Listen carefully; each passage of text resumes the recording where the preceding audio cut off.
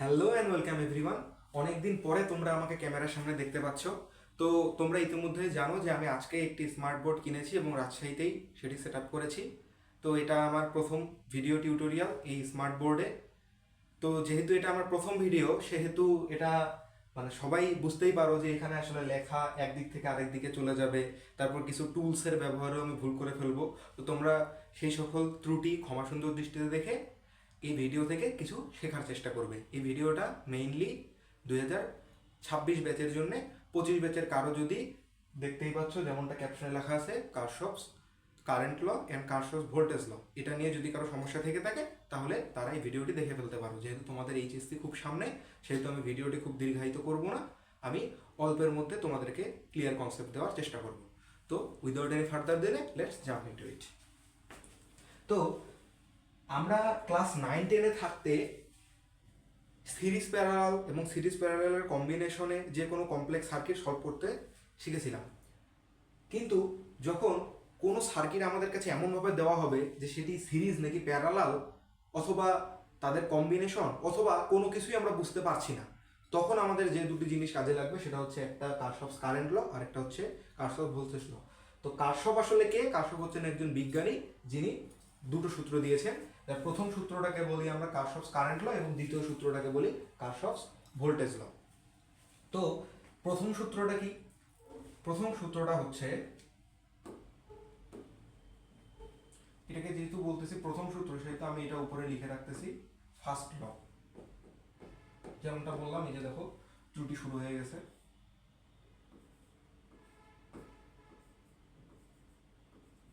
আর যেহেতু এটা কারশফস কারেন্ট ল সেহেতু এটাকে সংক্ষেপে আরেকটা নামেও অবহিত করা হয়, সেটা হচ্ছে KCL। ঠিক আছে, আরেকটা হচ্ছে এটা হচ্ছে সেকেন্ড ফর্মুলা, এই সেকেন্ড ল, এটাকে সংক্ষেপে বলা হয় KVL। আচ্ছা, তাহলে কারশফস কারেন্ট ল আমাদের কি বলে? কারেন্ট ল বোঝার আগে আমরা একটা জিনিস বুঝে আছি। মনে করো এখানে একটা পানির মোটটা পাইপ আছে। এবার এখান থেকে একটা পাইপ এইদিকে চলে গেল, একটা পাইপলাইন এইদিকে নিয়ে নিলাম, একটা পাইপলাইন এইদিকে নিয়ে নিলাম, একটা পাইপলাইন আমি এইদিকে নিয়ে নিলাম। এই অবস্থায় বলো তো এই দিক দিয়ে টোটাল যে পানিটা ইন করবে সেই পানিটা কি মাঝখানে কোথাও জমাট বেঁধে থাকবে নাকি পুরো পানি এই চারটা পথ দিয়ে বেরিয়ে যাবে? এটা সবাই বুঝতে পারি যে পানি যা আসছিল পুরো পানিটা এই দিক দিয়ে বের হয়ে যাবে যদি কোনো লিকেজ না থাকে। তো আমরা আইডিয়াল কেসে লিকেজ তো ধরবো না, তাহলে এটাকে ধরলাম আমরা ওয়াটার আউট 1, এটাকে বললাম ওয়াটার আউট 2, এটাকে বললাম ওয়াটার আউট 3, আর এটাকে বললাম ওয়াটার আউট 4। তাহলে আমরা কি বলতে পারি যে টোটাল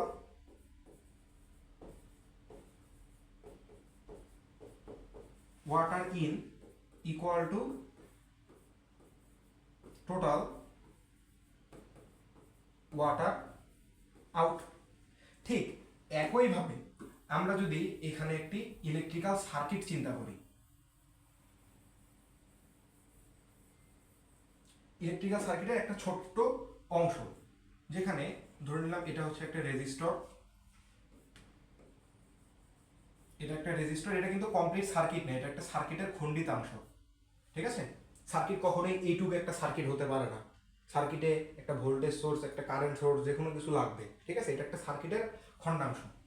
তো আমরা ধরে নিচ্ছি যে এই দিক দিয়ে আমাদের I1 কারেন্ট এন্টার করতেছে আর এই দিক দিয়ে I2 কারেন্ট বের হয়ে যাচ্ছে, এই দিক দিয়ে I3 কারেন্ট বেরিয়ে যাচ্ছে। আচ্ছা, এই কারেন্টের প্রবাহকে আমরা আসলে কি বলতে পারি? চার্জের প্রবাহ না? আমরা কি জানি কারেন্টের প্রবাহ কখন হয়? যখন অসংখ্য ইলেকট্রন কোনো রেজিস্টরের মধ্য দিয়ে যায়, ভোল্টেজের কারণে, পরিবাহীর দুই প্রান্তের বিভব পার্থক্যের কারণে যখন ইলেকট্রন কোনো রোধের মধ্য দিয়ে যায় বা পরিবাহীর মধ্য দিয়ে যায় তখনই তড়িৎ প্রবাহ সৃষ্টি হয়। ইলেকট্রনের ফ্লোটা যদি এইদিকে হয় তড়িৎ প্রবাহ এইদিকে হবে, ঠিক না? তো যেহেতু চার্জকে আটকায় রাখার মতো এই জায়গায় কেউ কি আছে? এখানে কি মাঝখানে কেউ কি চুপ করে বসে আছে যে চার্জ আসবে আমি একটা করে টুক করে নিয়ে পকেটে ঢুকাইলাম?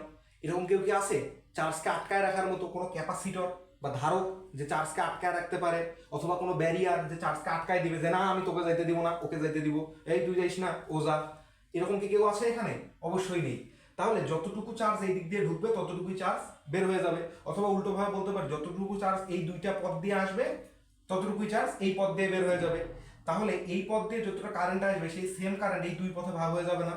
আমরা এইভাবে বলতে পারি যে এই দিক দিয়ে চার কারেন্ট যেহেতু এই দিকে যাচ্ছে তার মানে এইটুক তো আমরা বুঝতেই পারি যে চার্জ অবশ্যই এইখান থেকে এইদিকে Q2 চার্জ যাবে এবং এই দিক থেকে এইদিকে Q3 চার্জ যাবে। এবার এই দুইটা চার্জ দুই দিক থেকে এসে কি করবে? হঠাৎ করে গায়েব হয়ে যাবে? এখান থেকে ব্রাস্ট করবে? অবশ্যই না। দুইটা একত্র হয়ে যেদিকে পথ পাবে সেদিক দিয়ে চলে যাবে। এখন পথ কোনটা? এইটা, এটাকে বললাম Q1। তাহলে আমরা এটা তো অবভিয়াস যে আমরা Q1 ইকুয়াল টু বলতে পারি Q2 প্লাস Q3। এবার আমরা দুই দিকে যদি টাইমের রেসপেক্টে ডেরিভেটিভ নিয়ে নিই, DDT of Q1 equal to DDT of Q2 plus DDT of Q3। তাহলে আমরা জানি সময় সাপেক্ষে চার্জের প্রবাহের যে অন্তরীকরণ করা হয় সেটা আমাদের কি রেজাল্ট দেয়? কারেন্ট। তাহলে আমরা এখান থেকে বলতে পারি যে I1 equal to I2 plus I3। এইটাই হচ্ছে আমাদের কারশফের প্রথম সূত্র। এই জন্য বলা হয়েছে যে এটাকে KCL অর্থাৎ কারেন্ট নিয়ে ডিল করতেছে এই ফর্মুলাটা। ঠিক আছে। আর আরেকটা ব্যাপার খেয়াল করো, এই লাইনটা এই জায়গায় দেখো তো চার্জটা যা আসতেছে যে পরিমাণ ইনকামিং চার্জ ঠিক সেই পরিমাণে আউটগোয়িং চার্জ না? এই কারণেই এই সূত্রটাকে বলা হয় চার্জের সংরক্ষণশীলতার সূত্র। কি বলা হয়? চার্জের সংরক্ষণশীলতার সূত্র। এটা মনে রাখতে হবে যে কারশফের প্রথম সূত্র কি নির্দেশ করে? কারশফের প্রথম সূত্রকে এইটাও বলা হয়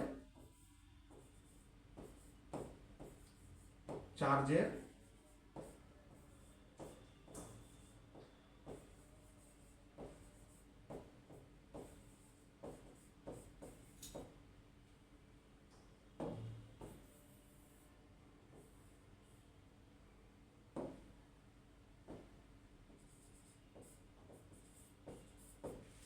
চার্জের সংরক্ষণশীলতা নীতি মেনে চলে।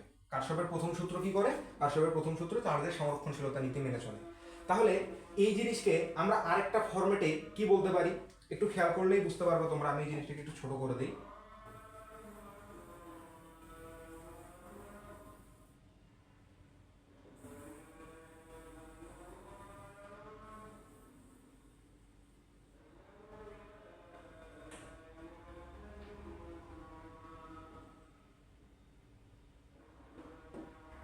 এই জায়গায় যদি আরো কয়েকটা লাইন থাকে এমন,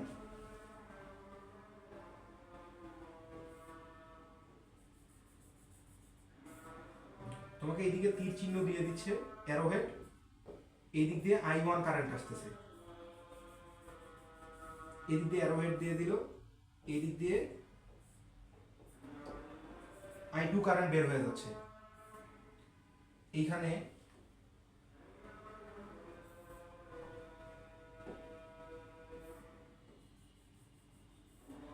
অ্যারোহেড দিল, এই দিক দিয়ে I3 কারেন্ট বের হয়ে যাচ্ছে। এইখানে অ্যারোহেড দিল,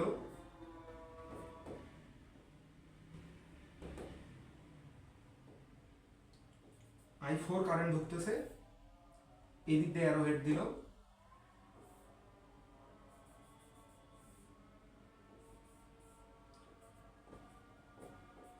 I5 কারেন্ট বের হয়ে যাচ্ছে। তাহলে এই জায়গায় আমরা কারশফের প্রথম সূত্র অনুসারে কি লিখতে পারি?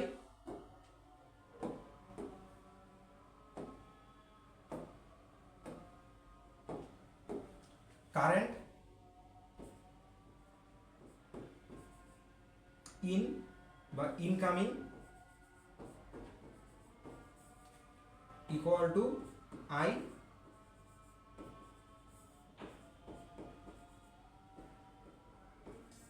আউটগোয়িং। ঠিক আছে, তাহলে ইনকামিং গুলো কি কি? ইনকামিং কে কে এন্টার করতেছে, এন্টারিং কে কে, বা এটাকে বলতে পারি আই এন্টারিং আর আই লিভিং। লিভিং, ঠিক আছে, লিভ ইন আবার ভাববে না কেউ, ঠিক আছে, তাহলে কিন্তু পাপ। তাহলে I1 আসতেছে, আরো কে আসতেছে, I4 আসতেছে, প্লাস I4, আবার I3 I5 I2 বের হয়ে যাচ্ছে। তাহলে এখানে কি বলা যায়, I3 plus I5 plus I2। আচ্ছা, এই জিনিসটা আরেকটা ফরম্যাটে সুন্দর করে লেখা যাবে না? I1 minus I2 minus I3 plus I4 minus I5 equal to 0, বা বলতে পারি না summation of I equal two 0। এইভাবেও কারশফের প্রথম সূত্রকে প্রকাশ করা যায়।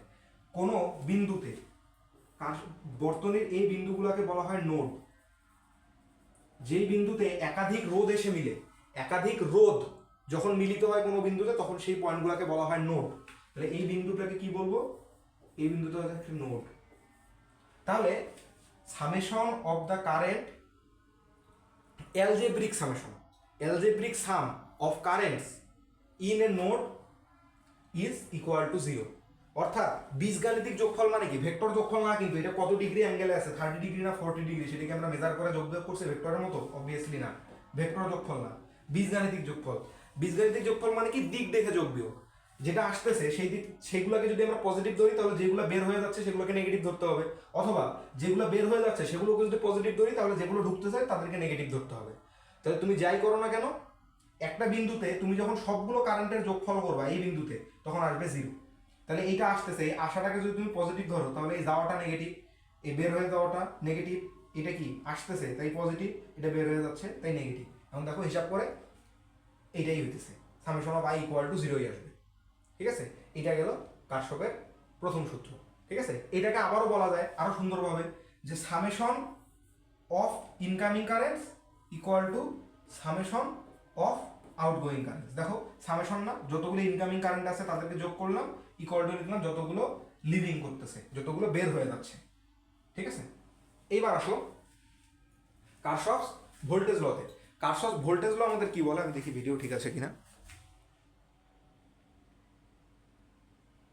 চলছে ভিডিও।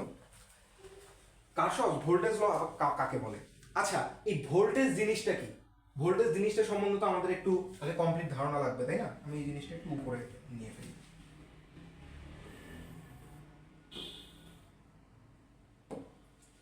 ঠিক আছে, ভোল্টেজটা হচ্ছে এক প্রকার শক্তি।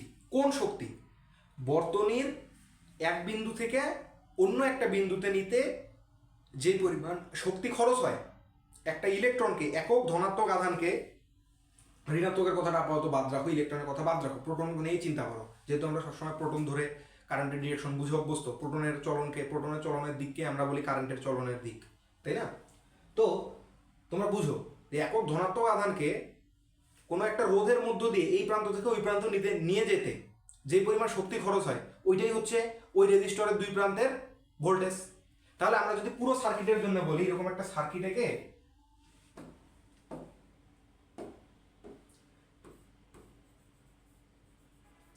সার্কিটেকে যদি বলি এর ভোল্টেজ কত হবে, এই জায়গায় এখানে এটা কত, তাহলে কি হবে, একটা চার্জকে এই দিক দিয়ে এর মধ্যে নিয়ে যেতে কি করবে, এনার্জি লস হবে। এর মধ্যে নিয়ে যেতে কি হবে, এনার্জি লস হবে। এইখানে যেই পরিমাণ এনার্জি লস হলো, এখানে যেই পরিমাণ লস হইলো, সেই লস দুইটার যোগফল হবে এইখানকার ভোল্টেজটা, তাই না? তাহলে আলটিমেটলি ভোল্টেজটা কিন্তু এক প্রকার শক্তি। কি, কোন শক্তি? চার্জকে রোধের মধ্য দিয়ে প্রবাহিত করানোর জন্য যে এনার্জিটার প্রয়োজন হয় সেটাই হচ্ছে ভোল্টেজ। যখন পুরো সার্কিটের জন্য তখন হচ্ছে সেটা ব্যাটারির ভোল্টেজ, যখন এইটুকের জন্য বলবো তখন হচ্ছে এই দুই প্রান্তের ভোল্টেজ। ওকে,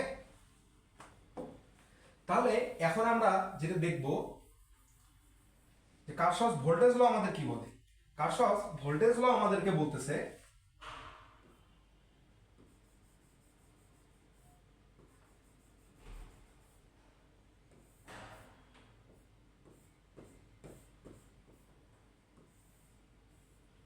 কোনো একটা বদ্ধ পথে, দেখো তো এটা একটা বদ্ধ পথ না, এই পয়েন্ট থেকে শুরু করে পুরোটা আবদ্ধ হয়ে গেছে। অবশ্যই এই ক্ষেত্রে ইম্পর্টেন্ট কথাটা কি, ইম্পর্টেন্ট কথাটা হচ্ছে একটা বদ্ধ পথ থাকতে হবে। অবশ্যই এটা বদ্ধ পথের জন্য সত্য, ঠিক আছে। তো কোনো একটা বদ্ধ পথে সমস্ত ভোল্টেজের যোগফল জিরো হবে, সবগুলো ভোল্টেজের যোগফল জিরো হবে, এবং সেই যোগফলটা হবে অ্যালজেব্রিক সাম। অ্যালজেব্রিক সাম অথবা বীজগাণিতিক যোগফল, algebraic some in a close loop.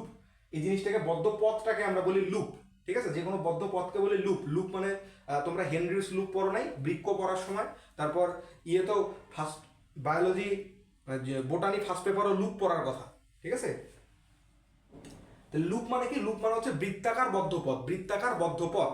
তো বৃত্তাকার যে কোনো, বৃত্তাকার না হলেও যে কোনো ধরনের বদ্ধ পথ হইলেই হবে, চক্রাকার আর কি, যে কোনোভাবে চক্র করে ঘুরবে, ঘুরে যদি আসে যেই পয়েন্টে শুরু হয়েছে সেই পয়েন্টে যদি শেষ হয় তাকে বলি আমরা লুপ, ঠিক আছে। তাহলে নতুন ওয়ার্ড কি এখানে, লুপ। তাহলে কোনো একটা লুপের মধ্যে, কোনো একটা লুপে সমস্ত ভোল্টেজের যোগফল, বীজগাণিতিক যোগফলটা জিরো হয়, অর্থাৎ algebraic sum of the voltages in a closed path বা loop is equal to zero. তাহলে এই জিনিসকে তুমি কি বলতে পারো, তুমি এইভাবে চিন্তা করো, এই হচ্ছে তোমার বাড়ি, এইখান থেকে তুমি একটা বাচ্চাকে পাঠাইছো 100 টাকা দিয়ে, তুমি তাকে বললা যে এই দোকান থেকে তুই 50 টাকা কলা কিনবি, আর এই দোকান থেকে 50 টাকা 50 টাকা আপেল কিনবি, ঠিক আছে।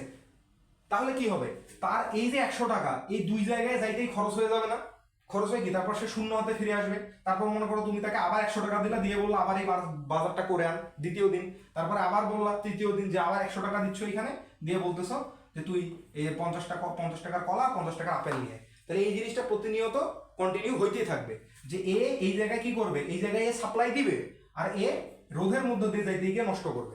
রোধের মধ্য দিয়ে থেকে কি নষ্ট করবে, শক্তি নষ্ট করবে, এনার্জি লস করবে, ঠিক আছে। এই এনার্জিটাই কি, ভোল্টেজ না। তাহলে আমরা এটাকে এইভাবে বলতে পারি,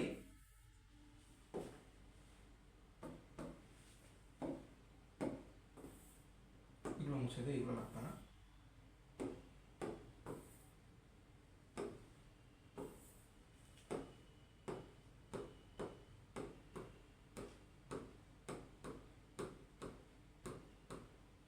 মনে করো তুমি যে এর মধ্য দিয়ে যাইতে তোমার ভোল্টেজ খরচ হচ্ছে V1 এইটুকের জন্য, এই দুই প্রান্তের মধ্যে তুমি যদি একটা ভোল্ট মিটার রেখে মাপো তুমি পাচ্ছ V1, আর এর মধ্যে দিয়ে যদি মাপো তাহলে পাচ্ছ V2। তাহলে এই V1 আর V2 এর যোগফলটা এই E এর সমান হবে কিনা, হইতে বাধ্য না, তাছাড়াও কোথায় আর খরচ করবে। আমরা মনে করতেছি আপাতত লস নাই, তাহলে E ইকুয়াল টু হবে V1 প্লাস V2, ঠিক আছে। এই যে V1 আর V2 এই জিনিসটাকে আমরা কি বলি আর একটা সুন্দর নামে, ভোল্টেজ ড্রপ।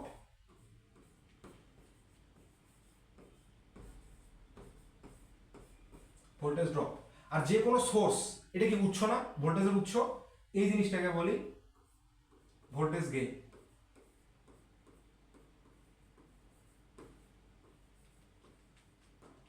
তাহলে আমরা এই জিনিসকে এইভাবে বলতে পারি না যে summation of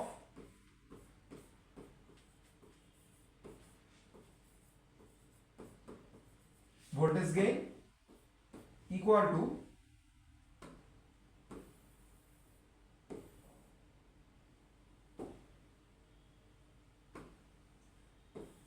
summation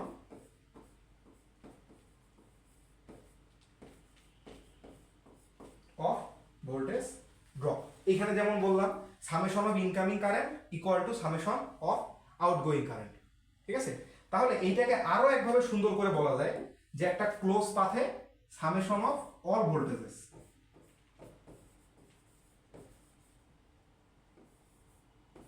equal to zero, ঠিক আছে। এইটাও আরেকটা প্রকাশ মাধ্যম, ঠিক আছে, যে voltage gain equal to voltage loss, এইটা একটা, আর summation of all voltage equal to zero. Sum করো, এর মধ্যে তুমি যে ভোল্টেজটা পাবা সেটা বিপরীতগুলো এর মধ্যে পাবা, কারণ এর মধ্যে দিয়ে লস হচ্ছে।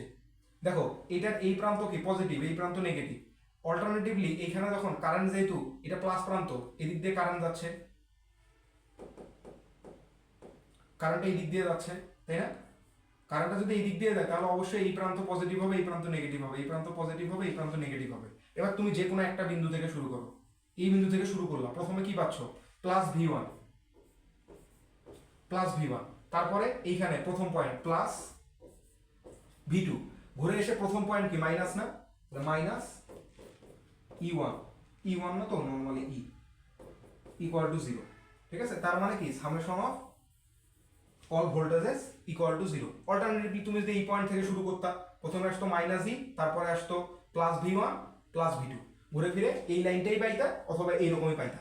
এবার একটা যেহেতু গেইন আর একটা যেহেতু লস, এই জন্য অবশ্যই গেইনটাকে পজিটিভ বললে লসটাকে নেগেটিভ বলতে হবে, অথবা লসকে পজিটিভ বললে গেইনকে নেগেটিভ বলতে হবে। তোমাদের যদি এই পার্টটা কমপ্লেক্স মনে হয় তোমরা ভিডিওটা আরেকবার দেখবা, যদি তাও না বুঝো তাহলে আরেকবার কমেন্ট করবা, আমি আরো ইজিলি ডিসকাস করার চেষ্টা করবো। ঠিক আছে, আরেকটা ব্যাপার একটু খেয়াল করো, যেহেতু এই জায়গায় আমরা লিখতেছি যে E one E equal to V one plus V two, এটা মানে কি, এটা এক প্রকার আমরা শক্তিকে সংরক্ষণশীল করে দিলাম না, যে যদি অতিরিক্ত কোনো ধরনের লস না থাকে তাহলে যা শক্তি সেইখানে পাবে সেই শক্তিটাই খরচ করবে। তাহলে এই জিনিসকে আমরা আরেকভাবে বলতে পারি, সেটা হচ্ছে দ্বিতীয় সূত্রটা, কারশফের দ্বিতীয় সূত্র কি মেনে চলে? শক্তির সংরক্ষণশীলতা। কি মেনে চলতেছে? শক্তির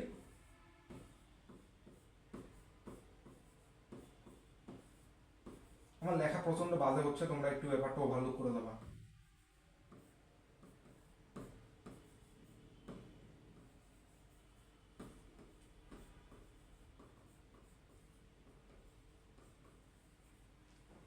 ঠিক আছে, ওইটা লেখাটা মুছেই গেল এদিকে।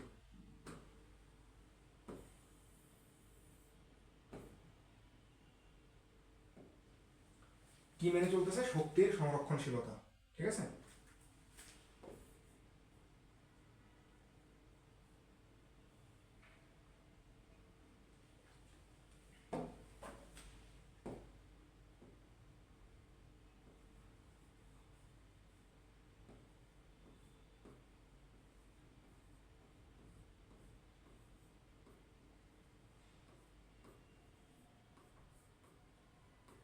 শক্তির সংরক্ষণশীলতা মেনে চলছে। ঠিক আছে, তাহলে এগুলো কিন্তু প্রচুর এমসিকিউ আসে, যে ফার্স্ট ল কি মেনে চলে? চার্জের সংরক্ষণশীলতা। দ্বিতীয় সূত্র কি মেনে চলে? শক্তির সংরক্ষণশীলতা। ঠিক আছে, তো এরপরে আমরা একটা টপিক জানবো, সেটা হচ্ছে হুইটস্টোন ব্রিজ। এটা আমাদের সার্কিট সলভ করার ক্ষেত্রে প্রচুর উপকারী একটা জিনিস। এই উপকারী জিনিসটা আমরা আজকে শিখবো। ঠিক আছে, মনে করো এইটা একটা ভোল্টেজ সোর্স। ঠিক আছে, এখান থেকে কি কারেন্ট বের হবে, বের হয়ে এসে এর কাছে রাস্তা কয়টা? রাস্তা দুইটা না? তাহলে একবার সে এইখানে এসে একটা পথে বিভক্ত হবে, প্রথমে এইখানে এসে একটা পথে বিভক্ত হয়ে গেল, এইখানে আরেকটা বিভক্ত হইলো, যা এই দিক দিয়ে ঢুকছে তাই এই দুই পথে যাচ্ছে, এইখানে গিয়ে আবার দুইটা পথে বিভক্ত হবে, এইদিকে যাবে এইদিকে যাবে। এইখানে এসে তুমি একবার বিভক্ত করে ফেলছো, তাই এইখানে আর বিভক্ত করবা না, এই দুইটা মিলে একত্রে এইদিকে চলে যাবে। অথবা তুমি উল্টো কাজও করতে পারতা, তুমি এইটাকে বলতা, তুমি এইখানে আসলা, একে আনার পরে তুমি এইবার দুই পথে বিভক্ত করতা, এই পথে আর এই পথে, তারপরে এই দিক দিয়ে কারেন্ট যাইতো, তুমি এইটা আর এইটার যোগফল হিসেবে এটাকে পাঠাই দিতে, তাও সত্য। ঠিক আছে, কিন্তু এই হুইটস্টোন ব্রিজকে আমরা এমন একটা পর্যায়ে নিয়ে যেতে যাচ্ছি যেন এই পথে যে বলতেছিলাম না যে কারেন্টটা বিভক্ত হবে, এই পথে যেন কারেন্টটা বিভক্ত না হয়, অর্থাৎ এইখানকার আই যেন জিরো হয়। এই জায়গায় নর্মালি কি লাগানো থাকে? এই জায়গায় লাগানো থাকে একটা গ্যালভানোমিটার। ঠিক আছে, কি থাকে? একটা গ্যালভানোমিটার। ঠিক আছে, তো আমরা চাচ্ছি আই জি যেন জিরো হয়। কেন চাচ্ছি? কারণ তাহলে আমাদের ক্ষেত্রে সার্কিটটা সলভ করা ইজি হয়ে যাচ্ছে না। দেখো তো, এই এই জিনিসটা যদি খুলে যায় সার্কিট থেকে, তাহলে এই পি আর এই আর কিভাবে আছে? শ্রেণীতে। কিউ এবং এস কিভাবে আছে? শ্রেণীতে। এবং পি প্লাস কিউ এবং কিউ প্লাস এস কিভাবে আছে? তারা নিজেরা আছে প্যারালালে। ঠিক আছে, তাহলে আমাদের জন্য সার্কিটটা সলভ করা ইজি। এখন আমরা এই কন্ডিশনটাই খুঁজে বের করার চেষ্টা করব, যে কোন শর্তে পি আর কিউ এস এই চারটাকে ইজিএস করা যায়, যেন এই জিটাকে খুলে ফেলে বাদ দিয়ে দেওয়া যায়। ঠিক আছে, তাহলে খেয়াল করো, আমি এখানে কিছু পয়েন্টের নামকরণ করব। কেমন নামকরণ? যদি আমি এইভাবে করতে চাই, এই পয়েন্টটাকে আমি বলে দিচ্ছি সার্কিটের এ পয়েন্ট।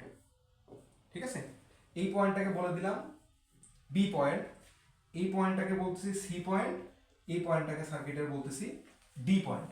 তাহলে খেয়াল করো তো একটা জিনিস, এই দিক দিয়ে আই কারেন্ট ফ্লো করবে প্রথমে, তাই না? আই কারেন্ট ফ্লো করবে, তারপর এই দিক দিয়ে এই আই কারেন্টের একটা অংশ আই ওয়ান চলে যাবে, এই দিক দিয়ে আই কারেন্টের আর একটা অংশ আই টু চলে যাবে। এখন আমরা বলতেছি কি এই পথে ভাগ হচ্ছে না। আচ্ছা, এই পথে যদি ভাগ না হয় তাহলে বলো তো, এই জায়গায় যদি এই জায়গা দিয়ে যদি কারেন্ট না যায় তাহলে এই আই ওয়ানটা কি আর ভাগ হবে না সরাসরি এর মধ্য দিয়ে চলে যাবে?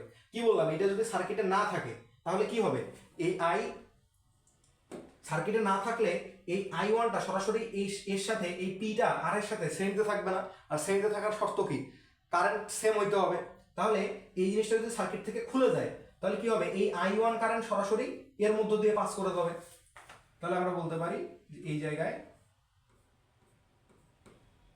কারেন্ট আসবে আই ওয়ান। এবার এই জায়গায় আসো, আমরা বললাম এটা এর মধ্য দিয়ে কোনো কারেন্ট ফ্লো করবে না। কোনো কারেন্ট ফ্লো করবে না মানে কি, ওই দিক দিয়েও কোনো কারেন্ট আসবে না, এই দিক দিয়েও কোনো কারেন্ট যাবে না। তার মানে এই যে আই টু অংশটা ছিল, এই আই টুটা কি এই পথে বিভাজিত হবে? হবে না, সরাসরি এই দিক দিয়ে চলে যাবে।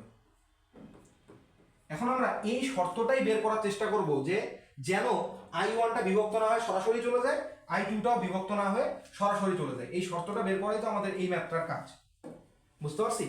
তাহলে আমরা একটা জিনিস বের করি, এই যে এ বি এর ক্ষেত্রে, এ আর বি এর ক্ষেত্রে কি বলতে পারি, এই জায়গায় একটা খেয়াল করো তো,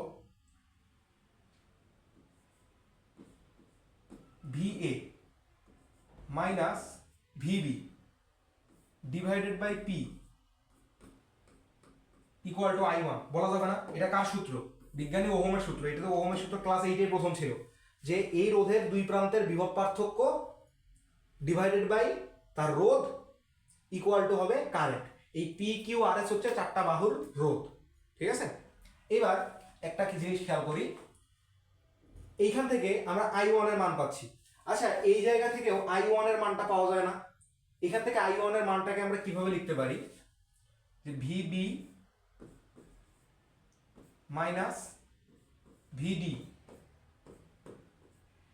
divided by R equal to I one.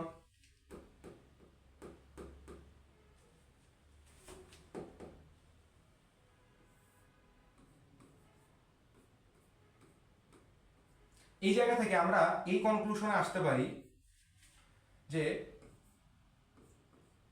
VA minus VB divided by P equal two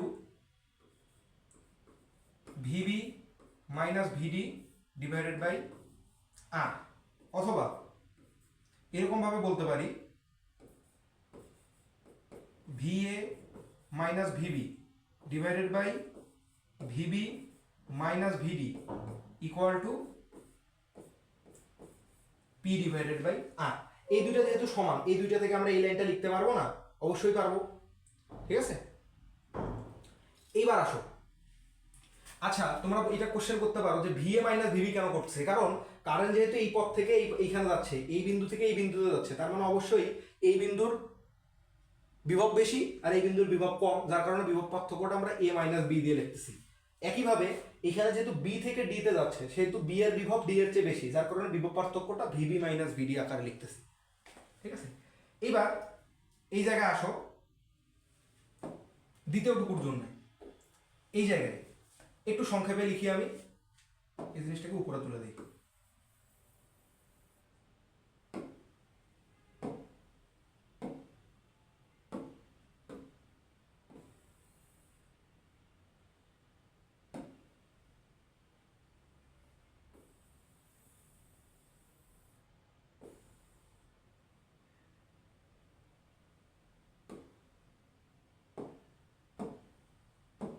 ঠিক আছে, থাকলো এটা।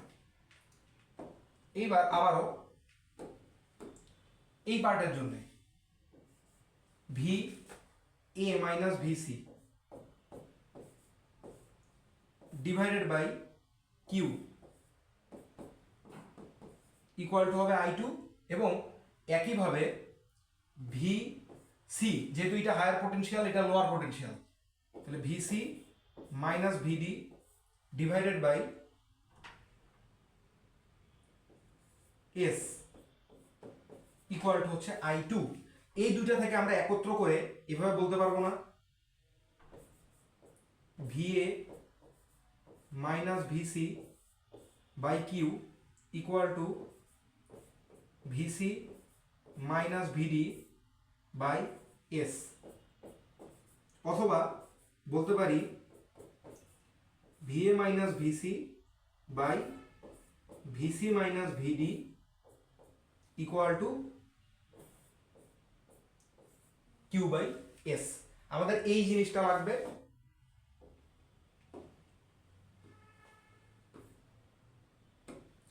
আর এই জিনিসটা লাগবে। এই জিনিসকে আমরা বলতেছি 1 নম্বর সমীকরণ, আর এই জিনিসকে বলতেছি 2 নম্বর সমীকরণ। এইবার আসো, একটা কথা বলো তো, একটা রোধ যদি থাকে তাহলে বিভব পার্থক্য থাকলে ওদের মধ্যে তড়িৎ প্রবাহ থাকবে কিনা? এই একটা রোধকে, হ্যাঁ এই মনে করো একটা রোধ আছে, তুমি এই জায়গায় ভি এক্স বিভব পার্থক্য দিলা, বিভব দিলা, আর এখানে ভি ওয়াই বিভব দিলা, এবং V X obviously not equal to V Y. তাহলে অবশ্যই এর মধ্যে দিয়ে কারেন্ট থাকবে, হয় এই দিকে থাকবে যদি V X greater than V Y হয়, অথবা এই দিকে কারেন্ট যাবে যদি V Y greater than V X হয়। কোন শর্তে একটা রোধের মধ্য দিয়ে তড়িৎ প্রবাহ হয় না? কোন শর্তে একটা রোধের মধ্য দিয়ে তড়িৎ প্রবাহ হবে না? কখন হবে না? নিজেই একটু চিন্তা করো, একটা বাল্ব যদি নিয়ে তুমি দাঁড়াও, বাল্বের মধ্যে রোধ আছে, বাল্বটা আমি হাতে নিয়ে দাঁড়াইলাম, ওর মধ্যে কি আমার একা একা কারেন্ট ফ্লো করা শুরু করবে? না, ওকে অবশ্যই কোনো ব্যাটারির মাধ্যমে যুক্ত করতে হবে, অথবা যে কোনোভাবে ওর দুই প্রান্তের মাঝে, ওই রোধের দুই প্রান্তের মধ্যে একটা বিভব পার্থক্য সৃষ্টি করতে হবে। অর্থাৎ একটা রোধের দুই প্রান্তের বিভবকে আলাদা করতে হবে। রোধের দুই প্রান্তের বিভব যদি আলাদা হয় তাহলে বিভব পার্থক্য থাকবে, এবং যার ফলে তড়িৎ প্রবাহ চলবে। কিন্তু যদি বিভব পার্থক্যই না থাকে, দুই প্রান্তের বিভব যদি সমান হয়, চিন্তা করো তো একটা জিনিস, একটা পানির পাইপ নিছো, পানির পাইপের মধ্যে পানি ঢুকাইছো, একদম প্যারালালি ধরে আসো, এইভাবে একটা টিউব, এইটা পানির টিউবটা এরকম করে ধরে আসো, পানি ঢুকায়, তাহলে এই পয়েন্টের বিভব ভূমি থেকে যতটা উঁচুতে আছে এমজিএইচ, সেটা এই প্রান্তের জন্য এমজিএইচ না, যার কারণে পানিটা ফ্লো করবে না, একদম চুপচাপ এরকম করে স্থির থাকবে। যদি একটু হেলায় দাও তাহলে এই পয়েন্টের বিভব বেশি, এই পয়েন্টের বিভব কম, পানিটা এই দিকে চলে যাবে, উচ্চ বিভব থেকে নিম্ন বিভবে যাবে। যদি এইটা উঠায় দাও তাহলে এই পয়েন্টের বিভব বেড়ে যাবে, এই পয়েন্টের বিভব কমে আসবে, যার কারণে পানিটা এই দিকে ফ্লো করবে, তাই না? তার কিন্তু যদি সমানভাবে ধরে থাকো এইভাবে, তাহলে কি পানি আছে, পড়ারও রাস্তা আছে, কিন্তু পানি তাও পড়বে না, কারণ কি বিভব পার্থক্য সৃষ্টি করো নাই।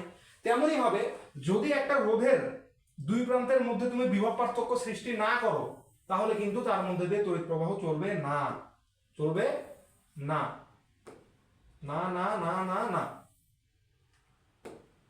তাহলে এই চিত্রের জন্য, এই চিত্রের জন্য আই, এটাকে জি বললাম, আইজি, আইজি জিরো হতে হলে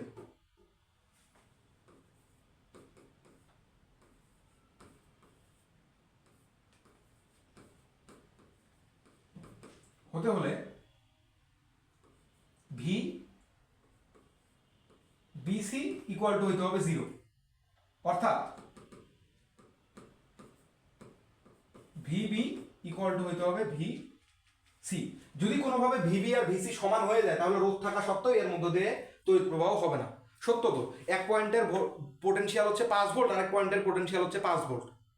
তাহলে কি এদের মধ্যে দিয়ে তুমি 1000টা রোধ যুক্ত করো, 0.0, যত ছোট রোধ যুক্ত করবে তত কারেন্টের মান বেড়ে যায়, তাই না? তো বিভব পার্থক্য তুমি সৃষ্টি করতে পারো নাই, তুমি রোধ কম দাও আর বেশি দাও, কারেন্ট ফ্লো করবে? করবে না, ঠিক আছে? এবার তাহলে ভিবি ইকুয়াল টু ভিসি যদি হয়, এই মানটা এখানে বসায় দাও তো, এই মানটা ওই ভিবি ইকুয়াল টু ভিসি মানটা এখানে বসায় দাও, তাহলে কি হবে? অতএব VA minus VB by VB minus VD equal to Q by S, 3 নম্বর সমীকরণ, ঠিক আছে? তাহলে এবার দেখো তো 1 আর 3 এর মধ্যে কম্পেয়ার করো, 1 আর 3 কম্পেয়ার করো, 1 আর 3 কম্পেয়ার করলে দেখো তো কি পাওয়া যায়, VA minus VB divided by VB minus VD equal to P by R equal to Q by S. তাহলে অতএব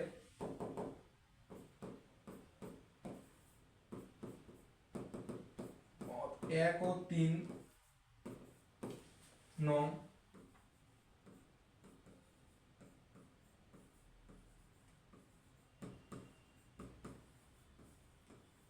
সমীকরণ হতে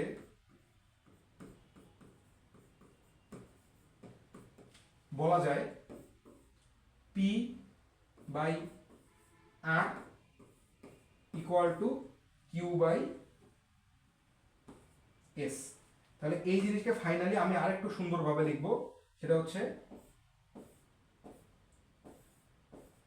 P by Q equal to R by S. এইটাই হচ্ছে কনক্লুশন। যে এইরকম যে কোনো সার্কিট যদি তুমি দেখতে পাও এবং সার্কিট দেখে এই জায়গায়, এক সেকেন্ড এটা আমি একটু ঠিক করে নিই না,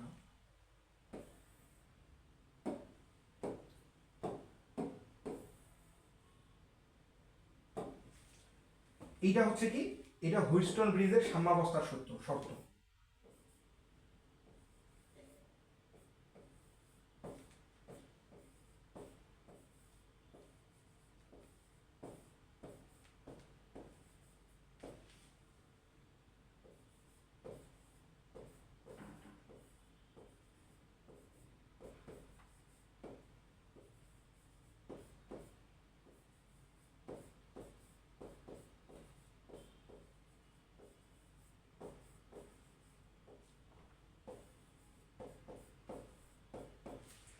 এই সেটআপটাকে বলা হয় হুইটস্টোন ব্রিজ।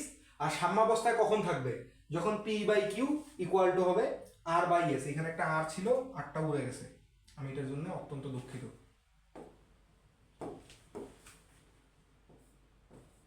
আর ছিল, এখানে একটা এস ছিল, ঠিক আছে? অথবা তুমি উপরে নিচেরটা না বলে পাশাপাশি বলতে পারো P by R equal to Q by S, ঠিক আছে? যদি এই অনুপাত, উপরের পাশাপাশি দুইটার অনুপাত নিচের দুইটার অনুপাতের সমান হয়, তাহলে হুইটস্টোন ব্রিজ সাম্যাবস্থায় আছে, এইটার মধ্য দিয়ে কোনো তড়িৎ প্রবাহিত করবে না। নর্মালি এই পাশাপাশি দুইটা শ্রেণী, এই দুইটা শ্রেণী, তারপরে এরা সমান্তরাল হবে, ঠিক আছে? আবার তুমি উপরে নিচেও কম্পেয়ার করতে পারো। যদি এই দুইটার অনুপাত, বাঁ দিকের দুইটার অনুপাত ইকুয়াল টু ডান দিকের দুইটার অনুপাত একই হয়, তাহলে বলতে পারো যে এইটা সার্কিটেও থাকা না থাকা সমান কথা। একটা এক্সাম্পল দেখি আমরা।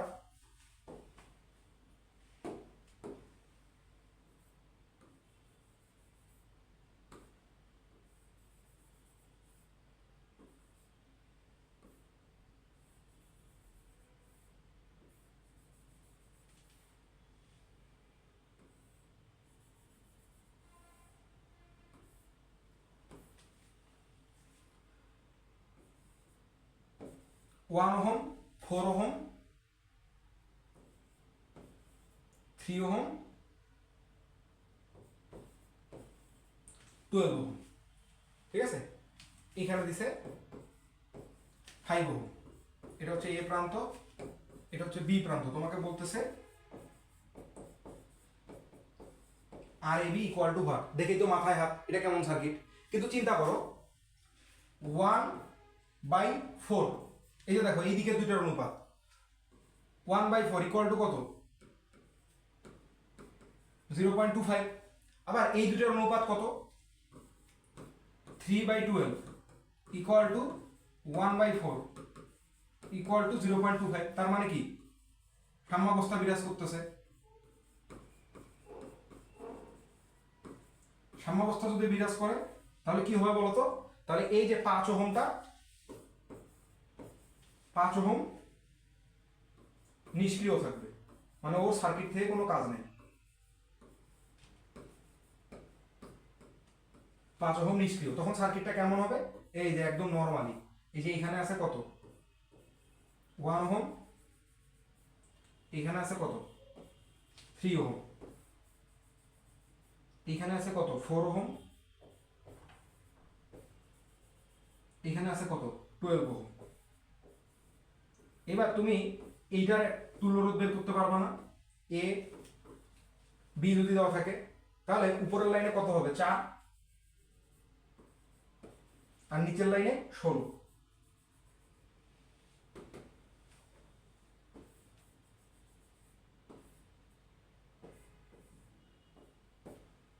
এটা হচ্ছে এ, এটা হচ্ছে বি। তাহলে আর এ বি ইকুয়াল টু কত হবে 4 প্যারালাল 16, তার মানে 4 গুণন 16 আমরা এটা জানি আগে থেকে সূত্র, ডিভাইডেড বাই 4 প্লাস 16, তাহলে 64/20 আসবে 3.2। ঠিক আছে, আশা করি সবাই বুঝতে পারছো। 64/20 আসবে হচ্ছে 64/10 যদি হয় আসবে 6.4, তার মধ্যে 3.2। ঠিক আছে, আশা করি বুঝতে পারছো।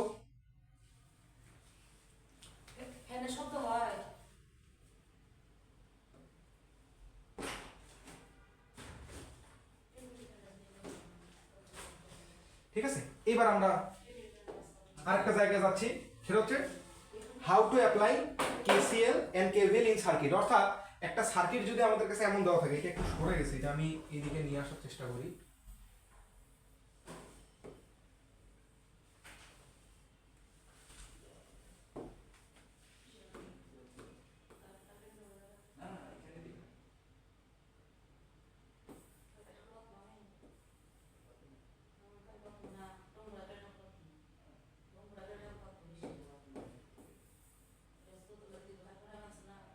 এখানে একটা ঝামেলা হয়ে গেছে, এটা হচ্ছে আমি কোশ্চেন রাখছিলাম একরকম, কোশ্চেন হয়ে গেছে আরেক রকম।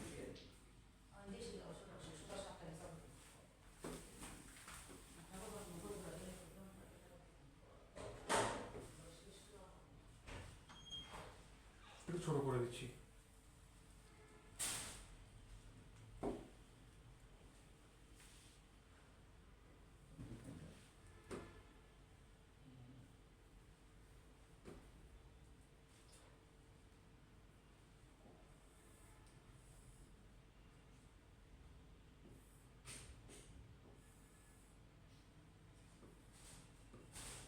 এরকম একটা কোশ্চেন আমি সেট করছিলাম, যাই হোক।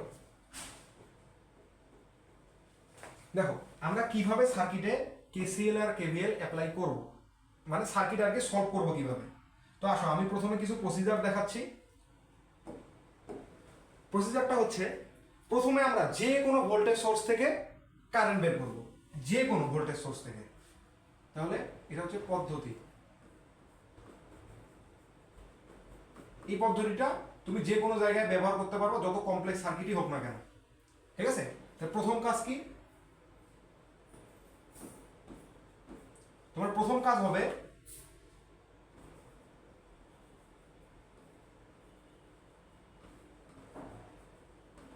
যে কোনো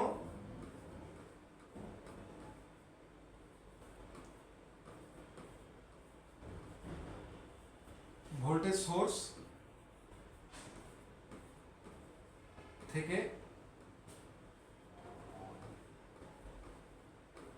আই কারেন্ট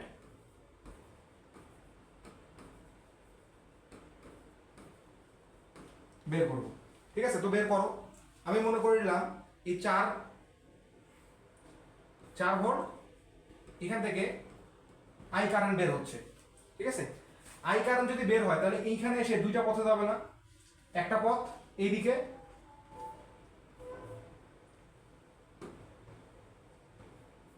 আরেকটা পথ হচ্ছে তার জন্য এইদিকে, তাই না? এবার কি করব,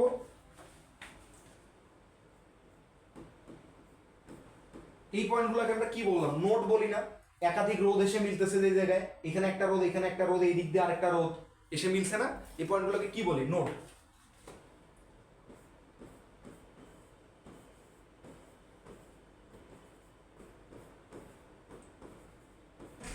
নোড পেলে কেসিএল অ্যাপ্লাই করে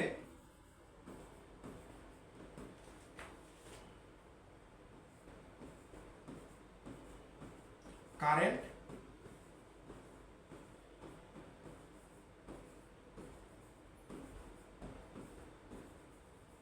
অ্যাসাইন করব। কিভাবে কেসিএল অ্যাপ্লাই করে, ধরো এটাকে তুমি বললা I1, এটাকে বললা I2, তাহলে কি হবে, কেসিএল অ্যাপ্লাই করতে গেলে এই নোডে total incoming I, total outgoing I1 plus I2, তাহলে I2 এর মান কত হবে, I মাইনাস I1 না? আমি এইটাই বলতেছি, আমি I2 না বসায় আমি I মাইনাস I1 বসাবো।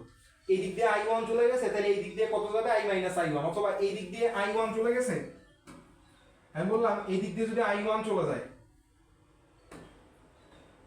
এই দিক দিয়ে যদি I1 চলে যায় তাহলে এই দিক দিয়ে কত যাবে I মাইনাস I1, এই দিক দিয়ে যদি I1 চলে যায় তাহলে এখানে যা অবশিষ্ট থাকবে তাই যাবে না, এ মনে করো 50 টাকা নিয়ে আসছে, এই দিক দিয়ে 20 টাকা চলে গেল, যা থাকবে তাই তো এই দিক দিয়ে যাবে, তার মানে এই দিক দিয়ে 30 টাকা দিয়ে যাবে, তাই না?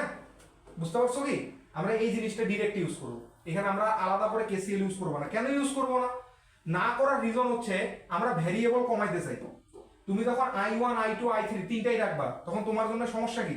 তোমার জন্য সমস্যা হচ্ছে তোমাকে তিনটা ইকুয়েশন লাগবে পুরো জিনিসটা সলভ করার জন্য। তার থেকে আমি এই কাজটা যখন করব তখন আমার জন্য সহজে I2 এর মানটা বের হয়ে আসবে, তাই না? তাহলে I2 কত হবে I মাইনাস I1, এই দিক দিয়ে কত কারেন্ট যাবে I মাইনাস I1,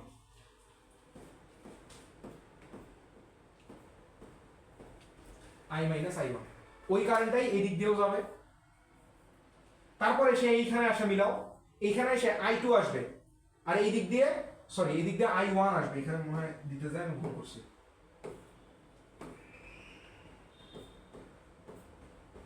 I1 এই দিক দিয়ে I1 গেল, এই দিক দিয়ে I মাইনাস I1 গেল, দুইটা যখন মিলিত হবে, মিলিত হইলে কি হবে দেখো তো, এও আসতেছে, কে আসতেছে I1 আসতেছে, কে আসতেছে I মাইনাস I1 আসতেছে, তাহলে দুইটা যোগ হয়ে এই দিক দিয়ে ব্যাক করবে না, তাহলে দেখো I1 plus I minus I1, I1 বাদ, শুধু I থাকতেছে, স্বাভাবিক।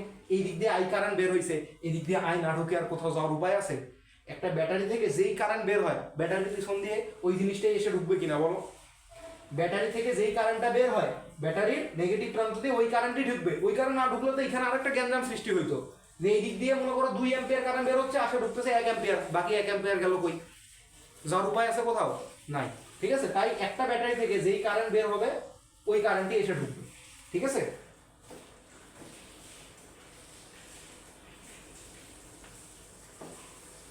এইবার এইটা কত ছিল রে? 4 ওহম ছিল।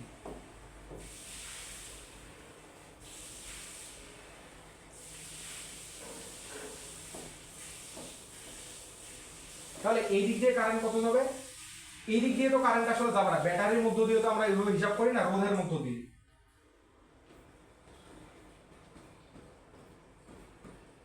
I মাইনাস I1 কোন দিক থেকে? ডিরেকশন গুলো আমাদের কাছে ম্যান্ডেটরি, ঠিক আছে, আর কিছু ম্যান্ডেটরি না। এইবার আসো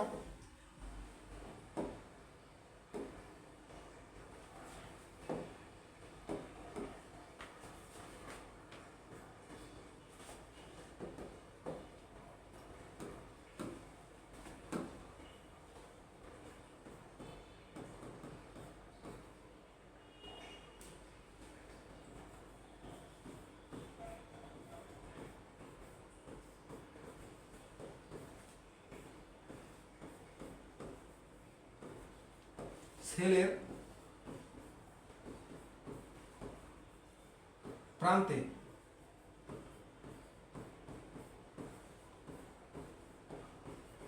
ছোট বা বড় বার দেখে প্লাস বা মাইনাস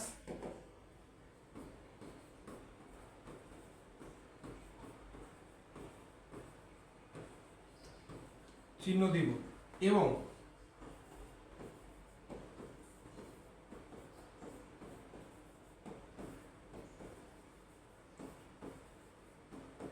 রোধের ক্ষেত্রে কি করব?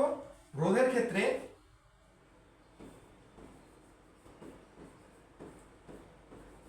যেদিকে কারেন্ট ঢুকে সেদিকে প্লাস, এবং যেদিক দিয়ে কারেন্ট বের হয়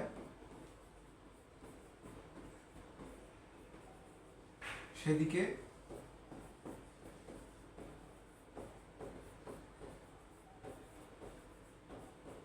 মাইনাস চিহ্ন দিব, ঠিক আছে।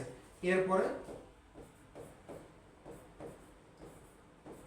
লুপ ধরে যে কোনো লুপ ধরবো, যে কোনো লুপ ধরে কেভিএল ইকুয়েশন লিখবো।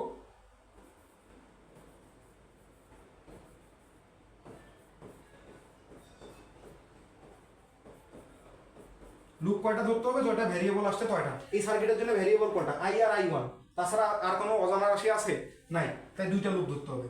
যে কোনো লুপ ধরে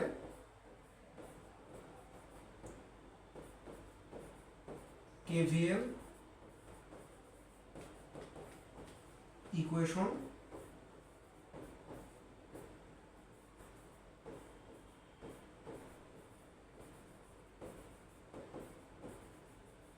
ইকুয়েশন লিখে সলভ করব।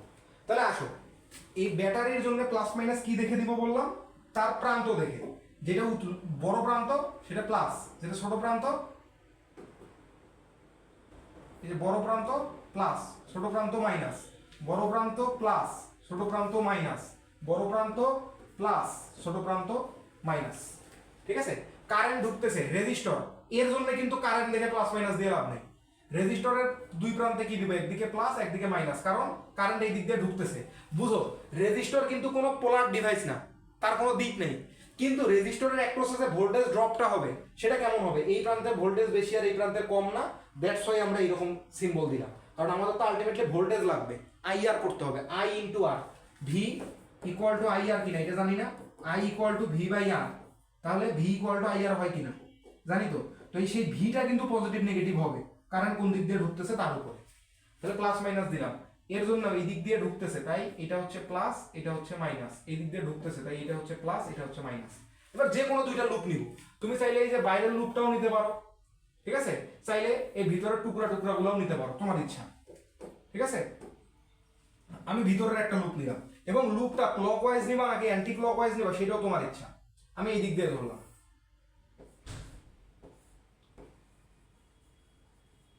এই লুপটা নিলাম। তাহলে এই লুপটার জন্য এবার আমি কেভিএল ইকুয়েশন লিখবো, লিখি তো, এটাকে বললাম 1 নাম্বার লুপ।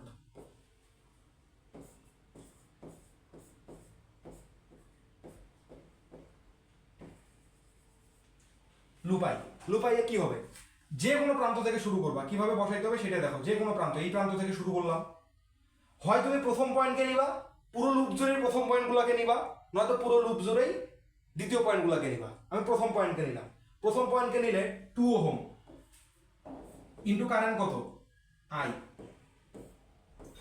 প্রথম পয়েন্ট নিছি এবং যেহেতু প্রথম পয়েন্ট প্লাস সেহেতু আমি লিখছি প্লাস।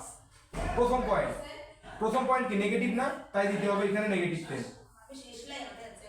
এবার এই দিক দিয়ে আসো, এইখানে প্রথম পয়েন্ট কি, প্রথম পয়েন্ট প্লাস না, যার কারণে এখানে দিতে হবে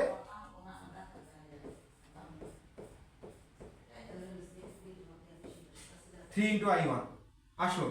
এইবার এইদিকে গেল প্রথম পয়েন্ট, আমি বারবার বলতেছি যেখানে যাই না কেন প্রত্যেকটা এলিমেন্টের জন্য প্রথম পয়েন্টকে, তুমি প্রথমবার প্রথম পয়েন্টকে টার্গেট করছো, তাই প্রত্যেকবারই এইবার প্রথম পয়েন্টকে টার্গেট করতে হবে ওই একটা লুপের জন্য। প্রথম পয়েন্ট কি 2 ইন্টু I হবে এবং প্লাস হবে।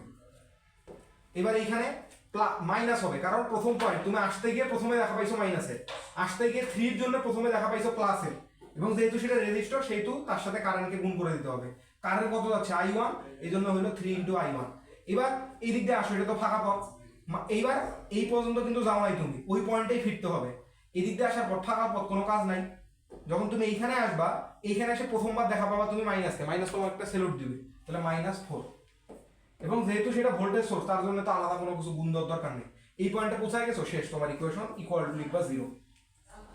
ঠিক আছে, তাহলে একটু এটা প্রোগ্রেস করো, কি হয় 2I plus 3I1 equal to 10 আর 4 14। এটা আমাদের 1 নম্বর ইকুয়েশন থাকলো। এবার লুপ 2,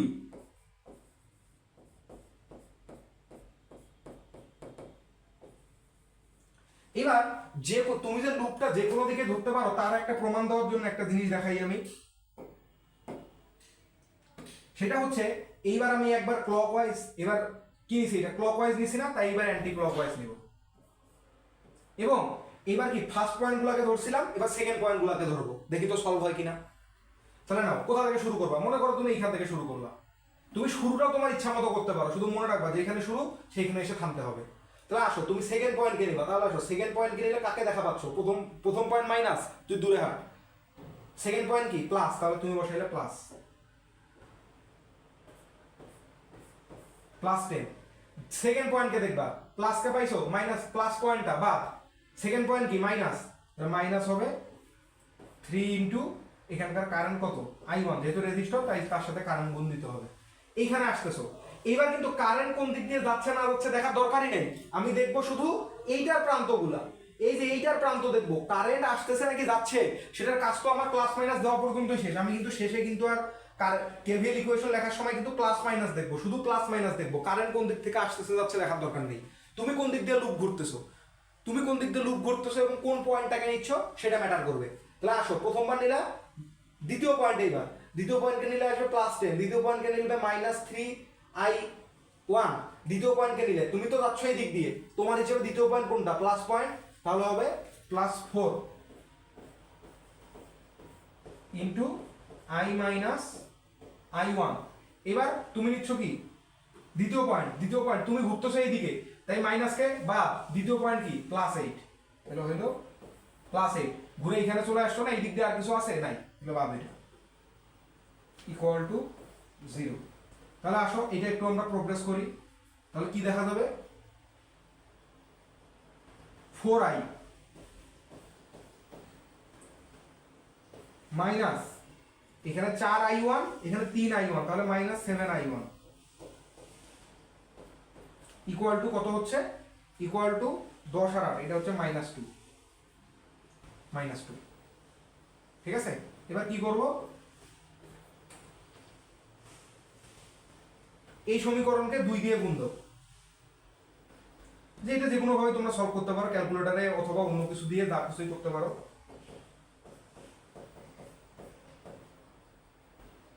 ঠিক আছে, আমরা কি করলাম?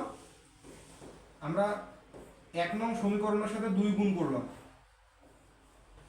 সেখান থেকে 2 নম্বর সমীকরণ বাদ দিলাম। তাহলে কি পাচ্ছি?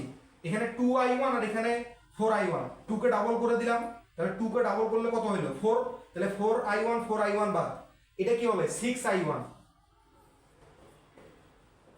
এবং যেহেতু এটা বিয়োগ করছে সেহেতু এটা হয়ে যাবে এবার +7I1 ইকুয়াল টু 14 তো হবেই, 14 দুগুণে 28 হবে, তাই না? 14 দুগুণে হবে 28, আর এই 2টা কি? -2 কে মাইনাস করছে, তাহলে কি হবে? +2। তাহলে আলটিমেটলি এখান থেকে I1 এর মান কত আসবে? I1 এর মান আসবে আমাদের 7 6 13, 30/13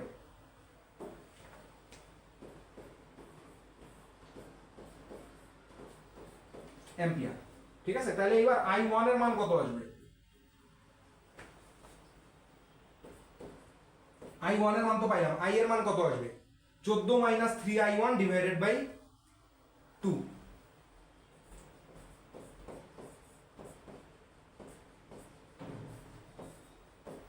এখন তোমরা নিজেরা এটা সলভ করে নিবা, কত আসে? 14 - 90/13/2।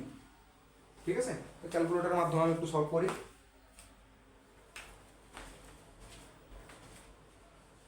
14 - 3 গুণন 30/13 ডিভাইডেড বাই 2 আসতেছে 46/13 অ্যাম্পিয়ার। এই হলো আমাদের I আর I1। ঠিক আছে, এখন মনে করো ইন কেস তোমার I1টা আসলো নেগেটিভ, তাহলে তুমি কি বুঝবা? যে কারেন্টটা এই দিক দিয়ে না গিয়ে এই দিক দিয়ে গেছিল, তাহলে কি পুরো সার্কিট চেঞ্জ করার দরকার আছে? তুমি কি পুরো সার্কিট একবার চেঞ্জ করবা, পুরো সার্কিট আবার রিড্র করে আবার সব ইকুয়েশন লিখবা? ধরো তোমার এই I এর মানটাই নেগেটিভ আসছে, তুমি মনে করতেছিলে যে কারেন্ট এই দিক থেকে বের হইতেছে, তাই না? কোনো কারণে তুমি দেখলা যে I1টা আসলে নেগেটিভ, তার মানে কি বোঝাচ্ছে? যে কারেন্টটা এখান থেকে বের না হয় এদিকে ঢুকছে, তাহলে কি আমার অঙ্ক ভুল হয়েছে? নাও, একদম নেভার, কোনো কাজই করবা না, যা আছে তাই উত্তর। তুমি যে হিসেবে ধরছো সেই হিসেবে উত্তর ঠিক আছে তো নাকি? তুমি যেটা ধরছো সেই হিসেবে যদি উত্তর নেগেটিভ আসবে, তুমি শুধু বলে দিবা যে 2 ওহমের মধ্য দিয়ে কারেন্ট এই দিক থেকে ওই দিকে না গিয়ে ওই দিক থেকে এই দিকে আসছে। তুমি এ পি দিয়ে দেখাই দিবা যে এ থেকে বিতে আমি ধরছিলাম, না গিয়ে বি থেকে এতে যাচ্ছে। ধরো আই এর মানটা নেগেটিভ আসছো, তখন তুমি এইটা কনক্লুশন দিবা। আমি এটা শিওর ছিলাম যে এইরকমই আসবে। এটা তোমার এক্সপেরিয়েন্সের ব্যাপার, যে তুমি কতগুলো সার্কিট সলভ করতেছো তার উপর তুমি ডিফাইন করতে পারবা যে কোন সার্কিটের জন্য কেমন হবে। কিন্তু কিছু কিছু সার্কিট এক্সপেরিয়েন্স থাকার ফলেও নির্ধারণ করা যায় না। যেমন এই ক্ষেত্রে এই সার্কিটটা আমি বানাইছি রং করে তাতে নির্ধারণ করা যায়। যেমন 10 কি করবে, সাপ্লাই দিবে, 10-এর সাপ্লাইটাই 4-এর মধ্য দিয়েও যাবে, ঠিক আছে, এবং সেইটাই 8 কি করবে, সাপ্লাই দিবে, যার কারণে এই দিক দিয়ে এটা ঘুরবে, সবগুলোই পজিটিভ আসছে। এখন I মাইনাস I1 যখন তুমি করবা, তোমাকে যদি কেউ বলে যে 4 ওহমের মধ্য দিয়ে কত কারেন্ট গেছে, তোমাকে কেউ কোশ্চেন করলো যে 4 ওহমের মধ্য দিয়ে কারেন্ট কত,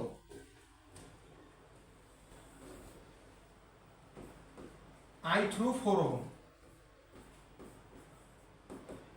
হোয়াট। তো আমি তো I মাইনাস I1 বের করি নেই, তাহলে ওইটা আমাকে বের করতে হবে। তাহলে আমি কি লিখবো, যে I 4 ohm equal to I minus I1 equal to কত হবে, I এর মান কত, 46/13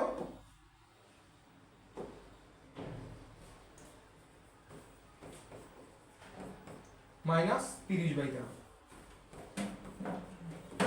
তাহলে 46/13 মাইনাস 30/13 কত হবে, 16/13 অ্যাম্পিয়ার। এইটাও দেখো পজিটিভই আসলো, ঠিক আছে। তো আশা করি বিষয়টা সবাই বুঝছো। এরপরে যাই, এরপরে খুবই চমৎকার একটা প্রবলেম।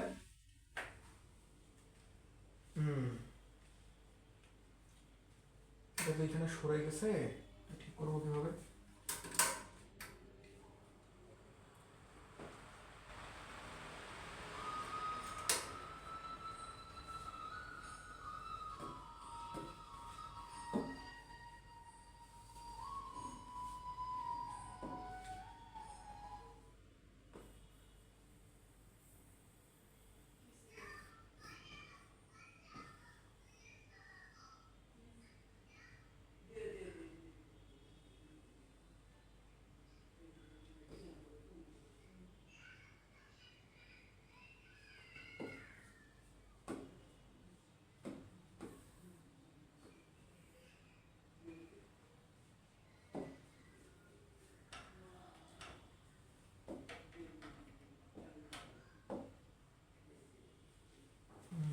একটু দাঁড়াও,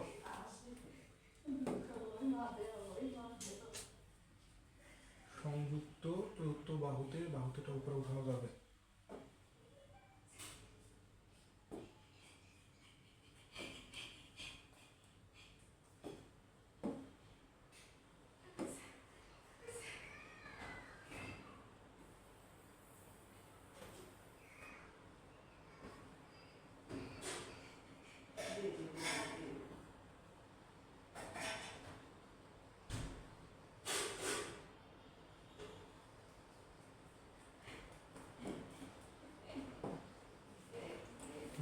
ঠিক আছে, এই সার্কিটটা আমি একটু ছোট করে দিই, নাহলে আবার আমি জায়গা পাবো না।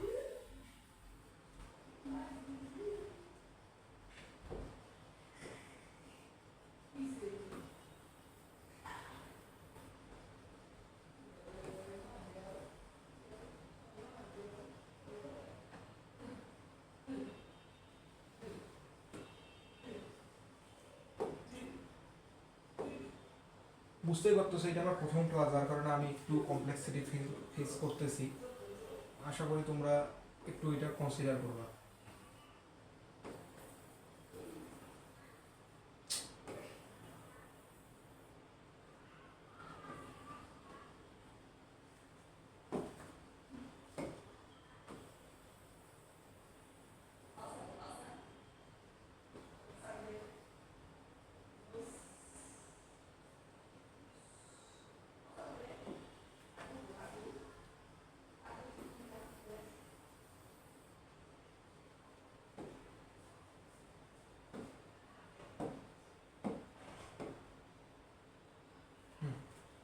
ঠিক আছে, দেখো এটা বাদ দাও, এটা দেখি আগে।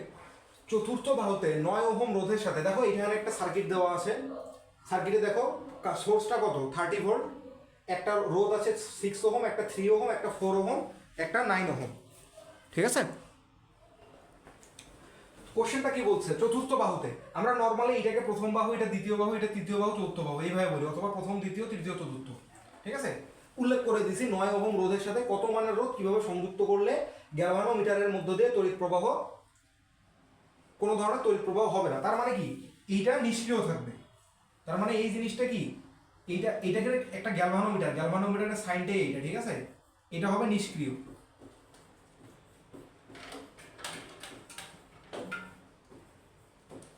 ঠিক আছে, তো এইটা নিষ্ক্রিয় মানে কি, এর মধ্য দিয়ে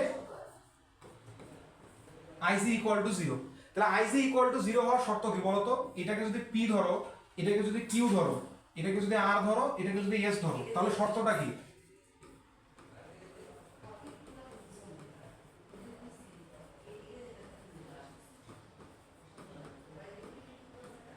আইসি ইকুয়াল টু 0 হবে যদি P by Q equal to R by S হয়, তাই না? এখন এই এসটা তো আসলে 9 ওহম ধরা যাবে না, কারণ আমি তো এটাই বলতেছি, কারণ এইটা কিন্তু সাম্যাবস্থায় নাই, তুমি নিজেই চেক করো। 6/3 কত 2, আর এটা কত 4/9, 4/9 কত হয় 4 নং 36, তাহলে হলো 4/9, তো তাহলে 4 9 36, 0.4, 0.444444 চলতেই থাকবে। ঠিক আছে, তাহলে 0.444 আর 2 কি সমান? অবশ্যই না। তাহলে বুঝতেছো যে এই অবস্থায় এর মধ্যে দিয়ে তড়িৎ প্রবাহ চলবে, কিন্তু আমরা চাচ্ছি এমন একটা শর্ত, এমন একটা রোধ এর সাথে লাগাবো বা এমন ধরনের ঘটনা ঘটাবো যেন এখানে এস এর মানটা 9 ওহম না হয়, এমন কিছু হয় যার জন্য এর মধ্যে দিয়ে তড়িৎ প্রবাহ থাকবে না। ঠিক আছে, ক্লিয়ার ব্যাপারটা? তাহলে আসি আমরা, এইখানে রোধটা কত হওয়া উচিত, এই এসটা কত সেটাকে বের করে নিই, যে এসটা কত হবে। তাহলে দেখো 6/3, পি বাই কিউ মানে কি 6/3 equal to R by S, R মানে কত 4, বাই এটা তো জানি না, এটাই আমরা এস ধরে রেখে দিচ্ছি। ঠিক আছে, তাহলে এস এর মান কত আসে, এস ইকুয়াল টু আসবে 4 ইন্টু 3 ডিভাইডেড বাই 6, বা এস ইকুয়াল টু 2 ওহম।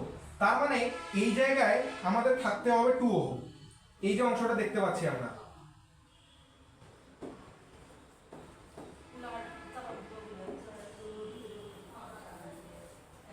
এই জায়গায় হইতে হবে এটা 2 ওহম। এখন 9 কে 2 বানানো যাবে কিভাবে, এইটাই ব্যাপার। আমরা জানি 9 কে যদি 11 বানাইতে হইতো তাহলে 2 যোগ করে দিলেই হইতো শ্রেণীতে, এই যে এখানে আছে 9, তার সাথে শ্রেণীতে 2 যোগ করে দিতাম 11 হয়ে যাইতো, এই যে 9, এই যে 2, কিন্তু কমাইতে হয় কেমনে? আমরা জানি যখন আমরা সমান্তরালে সংযুক্ত করি তখন তুল্য রোধ কমে আসে, তাই না? তার মানে আমরা 9 ওহমের সাথে, এই 9 ওহমের সাথে এমন একটা অজানা রোধ ধরলাম এক্স, একটা এক্স লাগাবো যেন এই পয়েন্ট আর এই পয়েন্টের মাঝে যে তুল্য রোধ, অর্থাৎ এই পয়েন্ট আর এই পয়েন্টের মাঝে যে তুল্য রোধ সেটা যেন 2 ওহম হয়। তার মানে 9 প্যারালাল এক্স ইকুয়াল টু হবে 2 ওহম। কেন প্যারালাল করলাম বলো তো? প্যারালাল করার রিজন হচ্ছে আমি রোধকে কমায় আনতে যাচ্ছি, আছে 9 বানাইতে হবে 2, বুঝতে পারছো কি? আছে 9 বানাইতে হবে 2, যদি সিরিজে যোগ করো কাজ হবে না, তাহলে একমাত্র উপায় প্যারালাল করা, প্যারালাল করলেই তো তুল্য রোধ কমে আসে।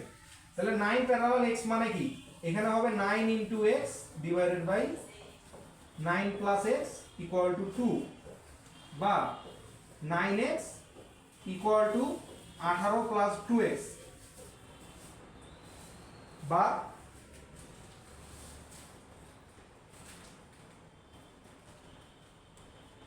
আচ্ছা আমি মনে হয় একটু যেটা মান দিতে চাইছি সেই মানটা ঠিকঠাক মতো দেই নেই, আচ্ছা যাই হোক সমস্যা নেই।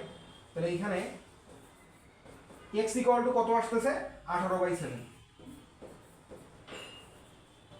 ঠিক আছে? তার মানে 18/7 ওহম কিভাবে লাগাইতে হবে, প্যারালালে। ঠিক আছে,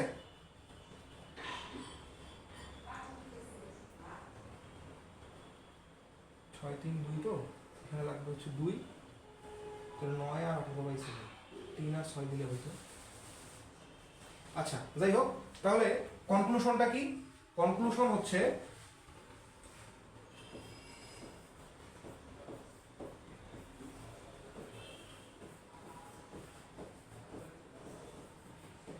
আঠারো বাই 7 মানের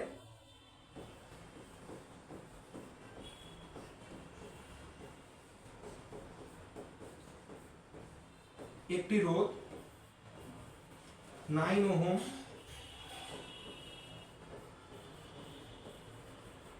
এর সাথে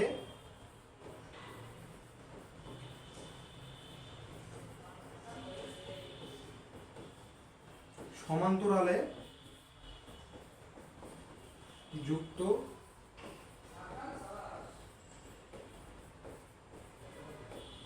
করতে হবে।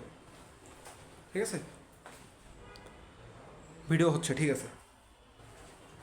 ওকে, তাহলে এটা গেল।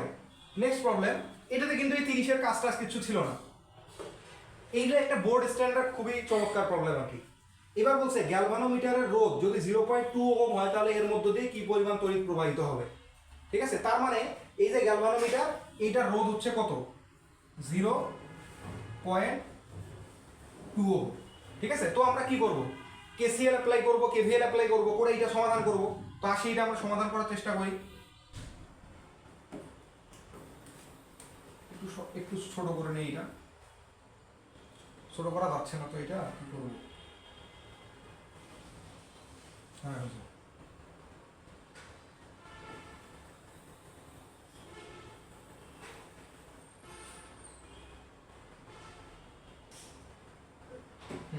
ঠিক আছে, আশা করি দেখা যাচ্ছে, মানগুলো দেখা যায় কি বোর্ডে? হ্যাঁ, যাচ্ছে, বেশ ভালোভাবে যাচ্ছে। হ্যাঁ, ঠিক আছে, তাহলে দেখো আমরা ধরে নিলাম প্রথমে এই দিক দিয়ে আই কারেন্ট বের হইতেছে। আচ্ছা, এখানে একটা অ্যারো, সুন্দর অ্যারো থাকার কথা, বুঝছো? হ্যাঁ, এই যে আছে। নাই মানে কি, স্মার্ট বোর্ডে নাই এমন জিনিস নেই। ঠিক আছে, তাহলে ধরলাম এই দিক দিয়ে আই কারেন্ট আসতেছে। আই কারেন্ট আসে, এই আই কারেন্টের একটা অংশ এই পথে ভাগ হবে, তাই না? এই পথে ভাগ হবে, একটা কারেন্ট এই পথে ভাগ হবে, তাই না? আবার এই কারেন্টটা এখানে এসে ধরলাম এই পথে বিভক্ত হবে।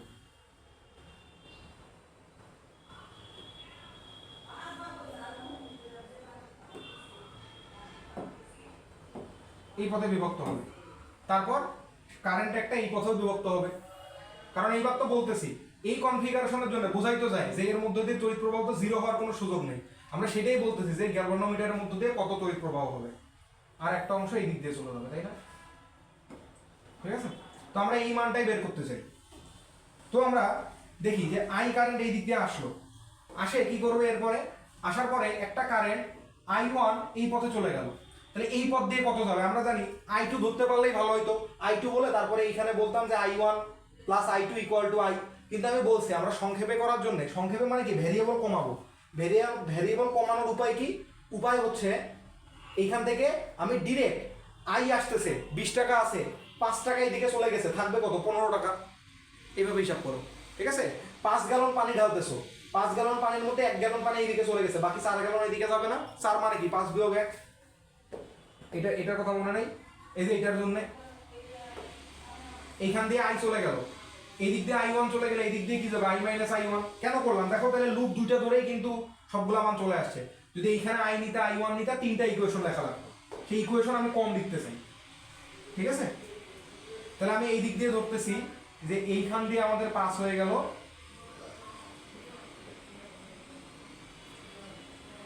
আমি এই দিক দিয়ে ধরে নিচ্ছি যে I1 গেল, তো তাহলে এই দিক দিয়ে কত যাবে? এইটার মধ্য দিয়ে যাবে হচ্ছে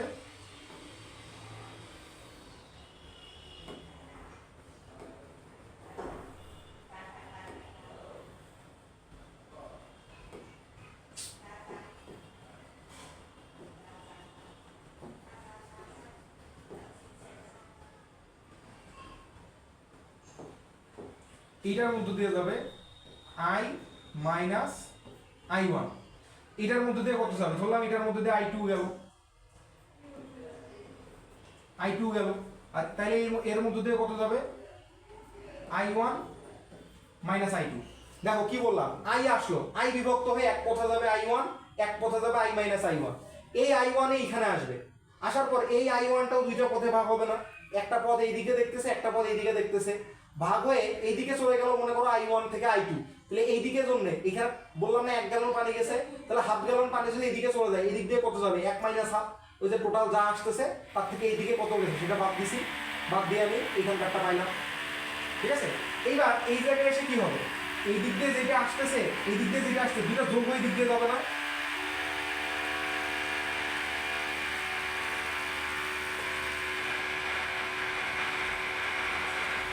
আচ্ছা আমি সাউন্ডের ইন্টারাপশনের জন্য দুঃখিত। আচ্ছা দেখো কি বললাম, যে এই দিক দিয়ে I2 কারেন্ট আসতেছে, এই দিক দিয়ে I মাইনাস I1 কারেন্ট আসতেছে, তাহলে এই দিক দিয়ে কত চলে যাবে? এই দিক দিয়ে যাবে হচ্ছে আমাদের I মাইনাস I1, এই দুইটার যোগফলটা যাবে, এই দুইটা আসতেছে যেহেতু এই দুটো যোগ করে এই দিক দিয়ে চলে যাবে, তো I minus I1 plus I2, ঠিক আছে? এইটা কারেন্ট এই দিক দিয়ে যাবে। এবার আমরা কি করবো, এবার আমরা প্লাস মাইনাস বসাবো, তাই না? প্লাস, এটা মাইনাস, এটা প্লাস।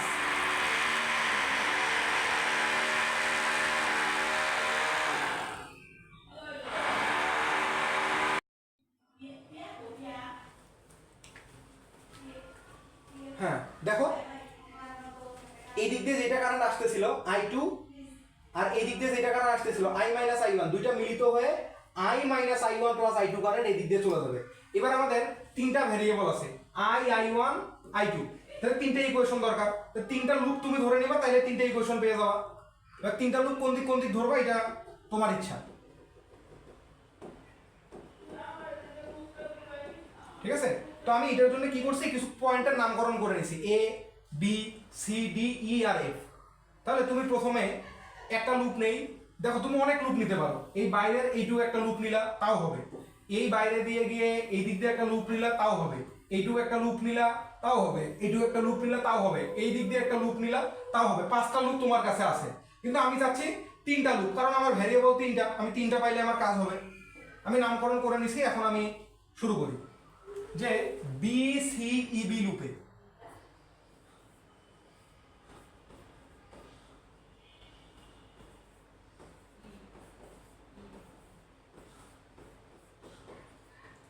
বিসিবি।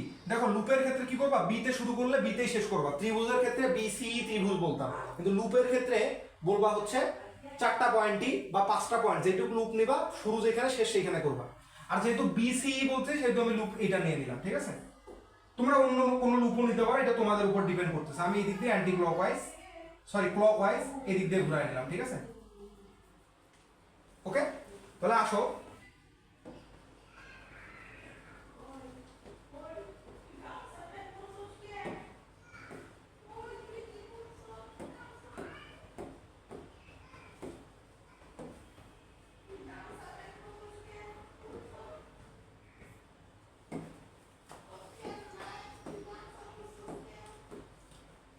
ও আচ্ছা, প্লাস মাইনাস গুলো তো দেই নেই, প্লাস মাইনাস গুলো দিয়ে নিতে হবে। এই যে দেখো প্লাস মাইনাস, তাহলে এটা কি কারেন্টের ডিরেকশন অনুযায়ী কিন্তু প্লাস মাইনাস, ঠিক আছে? কারেন্ট যখন অ্যাসাইন করে ফেলছি, এবার প্লাস মাইনাস দিয়ে তো কার আপত্তি থাকার কথা না, তাই না?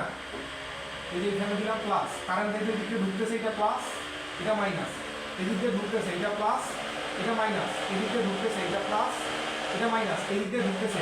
আচ্ছা 0.2 ওহম মানে কি, এটা একটা রোধ না? এটা প্লাস, এটা মাইনাস, এটা প্লাস, এটা মাইনাস, ঠিক আছে?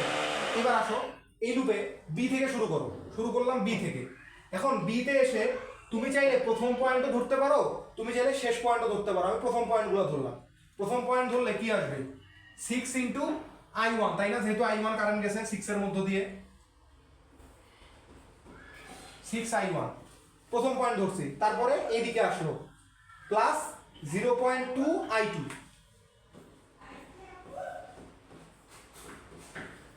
0.2 I2। তারপরে এখানে এসে দেখো প্রথম পয়েন্ট নিচ্ছি, প্রথম পয়েন্ট নেগেটিভ না, কারেন্ট কোন দিকে আসে আসুক, প্রথম পয়েন্টকে নেগেটিভ পাচ্ছি মানে আমি এখানে নেগেটিভ সাইন দিব। নেগেটিভ দিয়ে কি আসবে, 3 ইন্টু কারেন্ট কত, I minus I1 equal to হবে 0। বিতে চলে আসছি না, এই জন্য 0 দিয়ে দিলাম।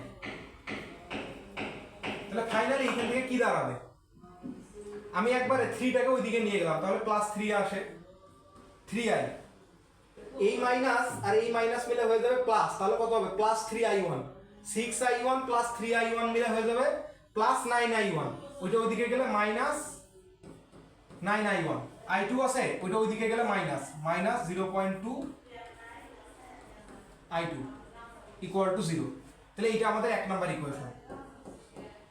ক্যালকুলেশনটা তোমরা চেক করে নেবে, ম্যাথটা বোঝানো দিয়ে আমাদের কাজ। ক্যালকুলেশন আমি ভুলও করতে পারি, তোমরা এটা চেক করে নেবে, ঠিক আছে? এইবার আরেকটা লুপ, কোনটা লুপ নিচ্ছি আমি এইটা লুপ নিলাম এই দিক দিয়ে, ঠিক আছে? তাহলে লুপটা আমি নিছি কি সিইডিসি,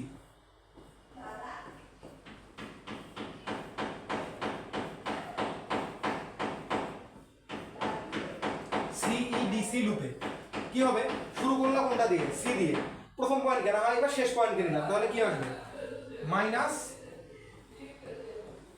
0.2 i2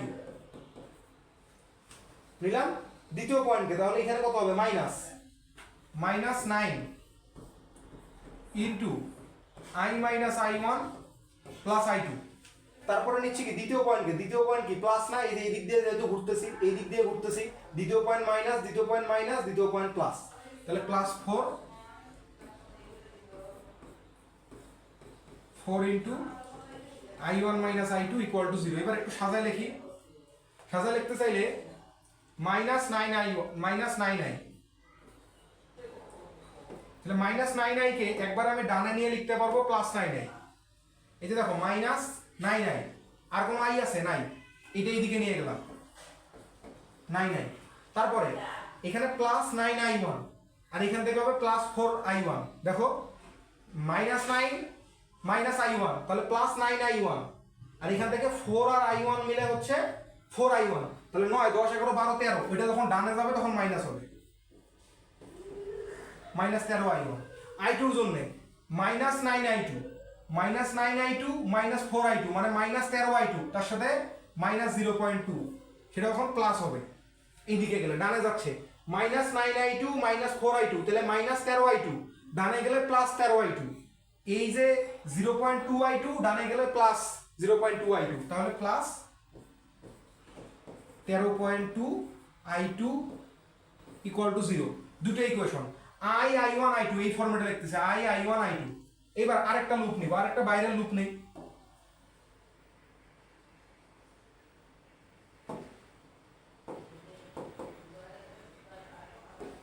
এইটা লুপ নিচ্ছি আমি, এই যে এই দিক দিয়ে ঘুরতেছি,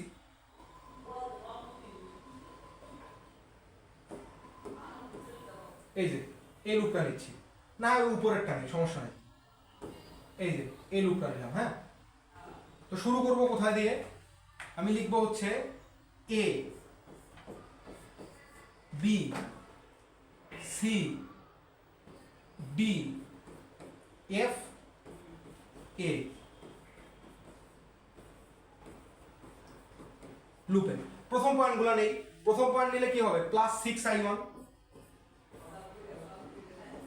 প্লাস 6i1, তারপরে প্রথম point plus 4i1 minus i2, ঠিক আছে?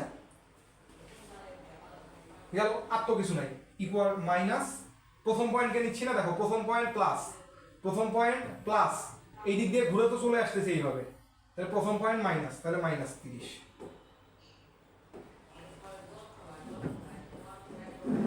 Equal to 0।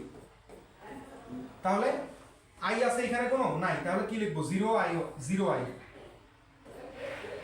Plus plus 6 R 4 10, 10i1 minus 4i2 30, 2 দিয়ে ভাগ করে দেওয়া যায় 0i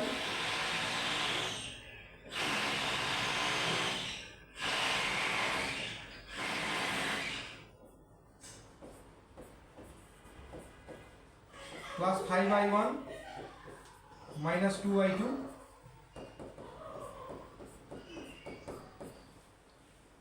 এবার তিনটে ইকুয়েশন আমরা, তাহলে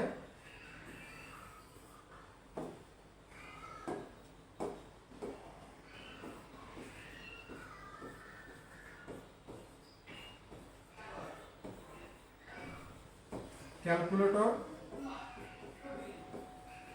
এই বড় বড় ইকুয়েশন আবার কেউ ম্যানুয়ালি সলভ করতে যায় না, পরীক্ষার হলে আসলো ক্যালকুলেটর সাহায্যে সলভ করবা।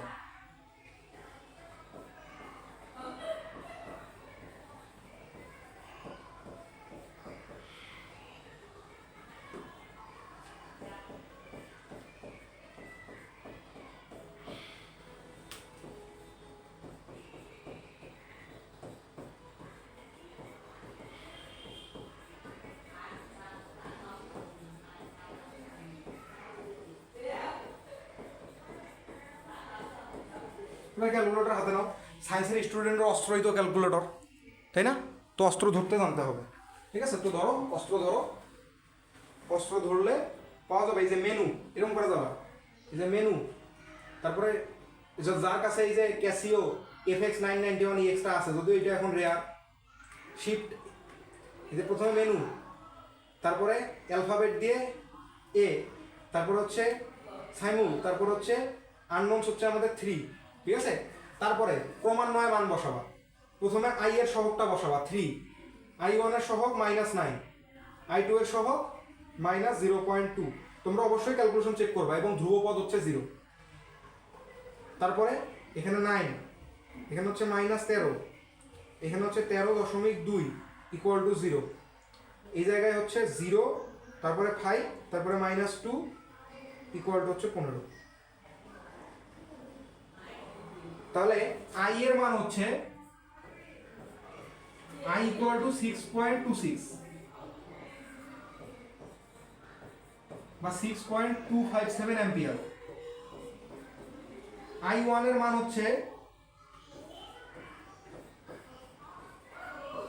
2.134 অ্যাম্পিয়ার, আর I2 এর মান হচ্ছে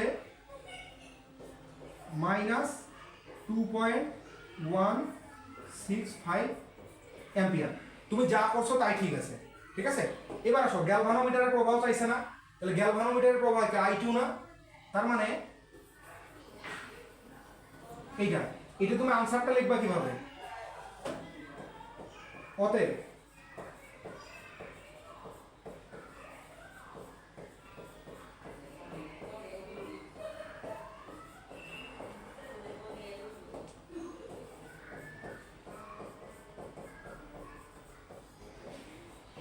গ্যালভানোমিটারের মধ্য দিয়ে ই থেকে সি এর দিকে, ই হতে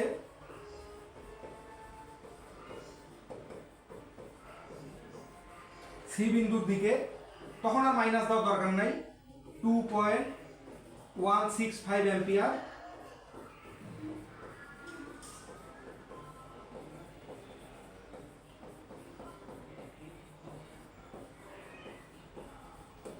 প্রবাহিত হবে, ঠিক আছে? এখন যদি তোমাকে বলতো যে 9 ওহমের মধ্য দিয়ে কত প্রবাহ হবে, তাহলে তুমি কি করতা? ধরো তোমাকে কিছু মান বের করতে বলছে, I9 ধরো তোমাকে বের করতে বললো, ঠিক আছে? এটা এক্সট্রা। ধরো তোমাকে কেউ এই যে I9 ওহম বের করতে বললো, তাহলে I9 ওহমটা কত হবে? I minus I1 plus I2, তাই না? তাহলে মান বসাবা, তাহলে I কত? I হচ্ছে 6.257 plus minus I1 minus 2.134 plus I2 minus 2.165,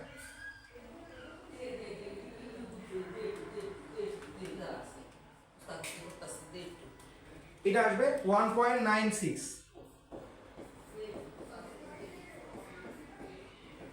958। ধরো তোমাকে 3 ওহম এর মধ্য দিয়ে কারেন্ট বের করতে বলছিল, তাহলে 3 ওহমটা কত হবে? I1 I minus I2, sorry I minus I1, ভুল বলবো, I মাইনাস I1, তাহলে I মাইনাস I1 মানে 6.257 minus 2.134,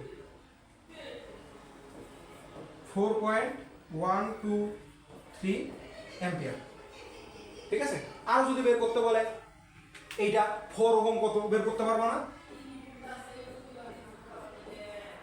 I4 ohm equal to I1 minus I2, I1 এর মান তো জানাই আছে, I2 এর মানও এখান থেকে যা পাইছো মাতব্বরি করে আবার মাইনাসটা বাদ দিও না, যা পাইছো তুমি ক্যালকুলেশন করে সেটাই বসাবা।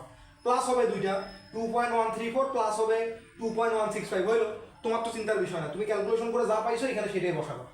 এখন তোমার জন্য যে প্রবলেমটা হবে সেটা হচ্ছে তোমার ম্যাক্সিমাম বন্ধুরই I1 প্লাস I2 যোগ করে I এর সমান হবে, তোমার হইতেছে না।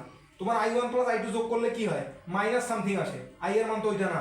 তাহলে কার ভুল হয়েছে, তোমার বন্ধুর না তোমার? কারোরই ভুল হয় না। রিজন কি জানো, তোমার বন্ধুরা কি করবে ম্যাক্সিমাম টাইমে এখানে ধরবে I1 এখানে ধরবে I2, দ্যাটস ওয়াই তার এই আইটা I1 প্লাস I2 এর সমান হবে। ওই ধরছো তুমি এখানে I2 আর এখানে I1, এই দুইটার যোগফল এটা সমান হওয়ার কোনো লজিক আছে? নাই। ঠিক আছে, অতএব তোমারটা ঠিক আছে। তুমি যখন ইচ অ্যান্ড এভরি রেজিস্টারের মধ্য দিয়ে কারেন্ট ফ্লোটা বের করবা সেই মানটা সমান আসবে। তোমার বন্ধুর এইটা যে I9 ওহম 1.958 আসছে, তোমার ওইটা তোমার বন্ধুর তোমার যেটা আসছে 1.958 এর মধ্য দিয়ে তোমার বন্ধুর ওইটা আসবে, সে ওইটাকে I2 ধরুক, I4 ধরুক, I7 ধরুক।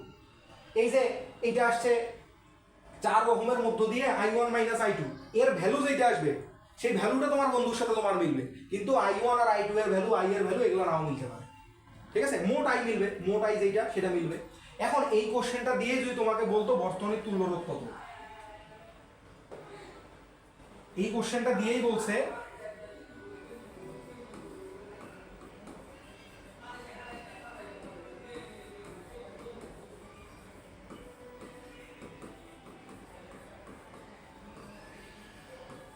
তোমার তো মাথায় হাত যে এইরকম সার্কিট,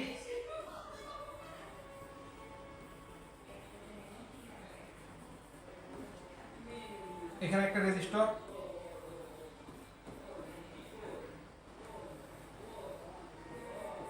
এখানে দেওয়া আছে 30 ভোল্ট, এখানে 9 ওহম, এখানে মনে হয় 4 ওহম, এখানে মনে হয় 3 ওহম, আর এখানে মনে হয় ছিল 6 ওহম, তাই না? এরকম ছিল। আর এটা হচ্ছে 0.2 ওহম। তোমাকে দিয়ে বলছিল বর্তনীর তুল্যরোধ, বর্তনীর তুল্যরোধ। তো তোমার তো মাথায় হাত, কিভাবে করবা? কিছু তো করা যায় না। অনেকে ওয়াই ডেল্টা, ডেল্টা ওয়াই অনেক কিছু করবে, ওয়াই ডেল্টা তোমাদের সিলেবাসের অন্তর্ভুক্তই না, তুমি এটা দিয়ে করবা কেন? দেখো তুমি টোটাল কারেন্ট আইটা পেয়ে গেছো না, যে এর মধ্যে দিয়ে কি কারেন্ট যাচ্ছে, আইটা পেয়ে গেছো না? তাহলে ধরে নাও যে এর মধ্যে দিয়ে তোমার তো ইকুইভ্যালেন্ট রেজিস্ট্যান্সটা আছে, তার মানে কি, এই যে এইটাই হচ্ছে আর ইকুইভ্যালেন্ট, আর এটা হচ্ছে 30 ভোল্ট। এর মধ্যে দিয়ে কারেন্ট কত ফ্লো হইলো তোমার, আই এর মানটা, তাই না? আই ফ্লো হয়েছে না, তাহলে আইটা কত বের করে নিছিলাম না আমরা, আই এর মানটা হচ্ছে 6.257।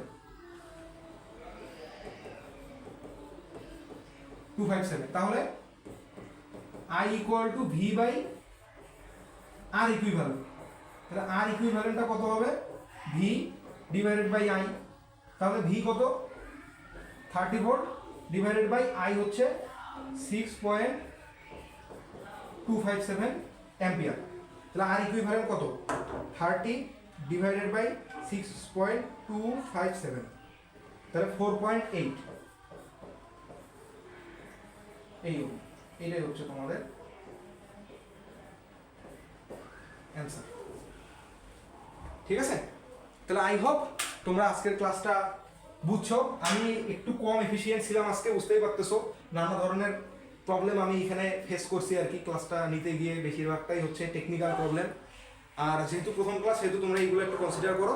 আশা করি আমি 2-1 দিন গেলে বিষয়গুলোর সাথে আরও বেশি অভ্যস্ত হয়ে যাবো, তখন আরও সুন্দর সুন্দর লেকচার তোমাদের উপহার দিতে পারবো। সবাইকে অসংখ্য ধন্যবাদ আজকে ভিডিওটার সাথে থাকার জন্য। তোমাদের যে কোনো মন্তব্য থাকলে তোমরা অবশ্যই আমাকে জানাবে, যে কোনো মন্তব্য আমাকে ইন্সপায়ার করবে, এবং আমার যদি কোনো ভুল ত্রুটি থাকে, তোমাদের কাছে কোনো জিনিস খারাপ লেগে থাকে, সেটা অবশ্যই আমাকে জানাবে। আমি সেই জিনিসগুলো পরিবর্তন করার মাধ্যমে নিজেকে উন্নতির দিকে নিয়ে যাওয়ার চেষ্টা করব। সবাইকে অসংখ্য ধন্যবাদ।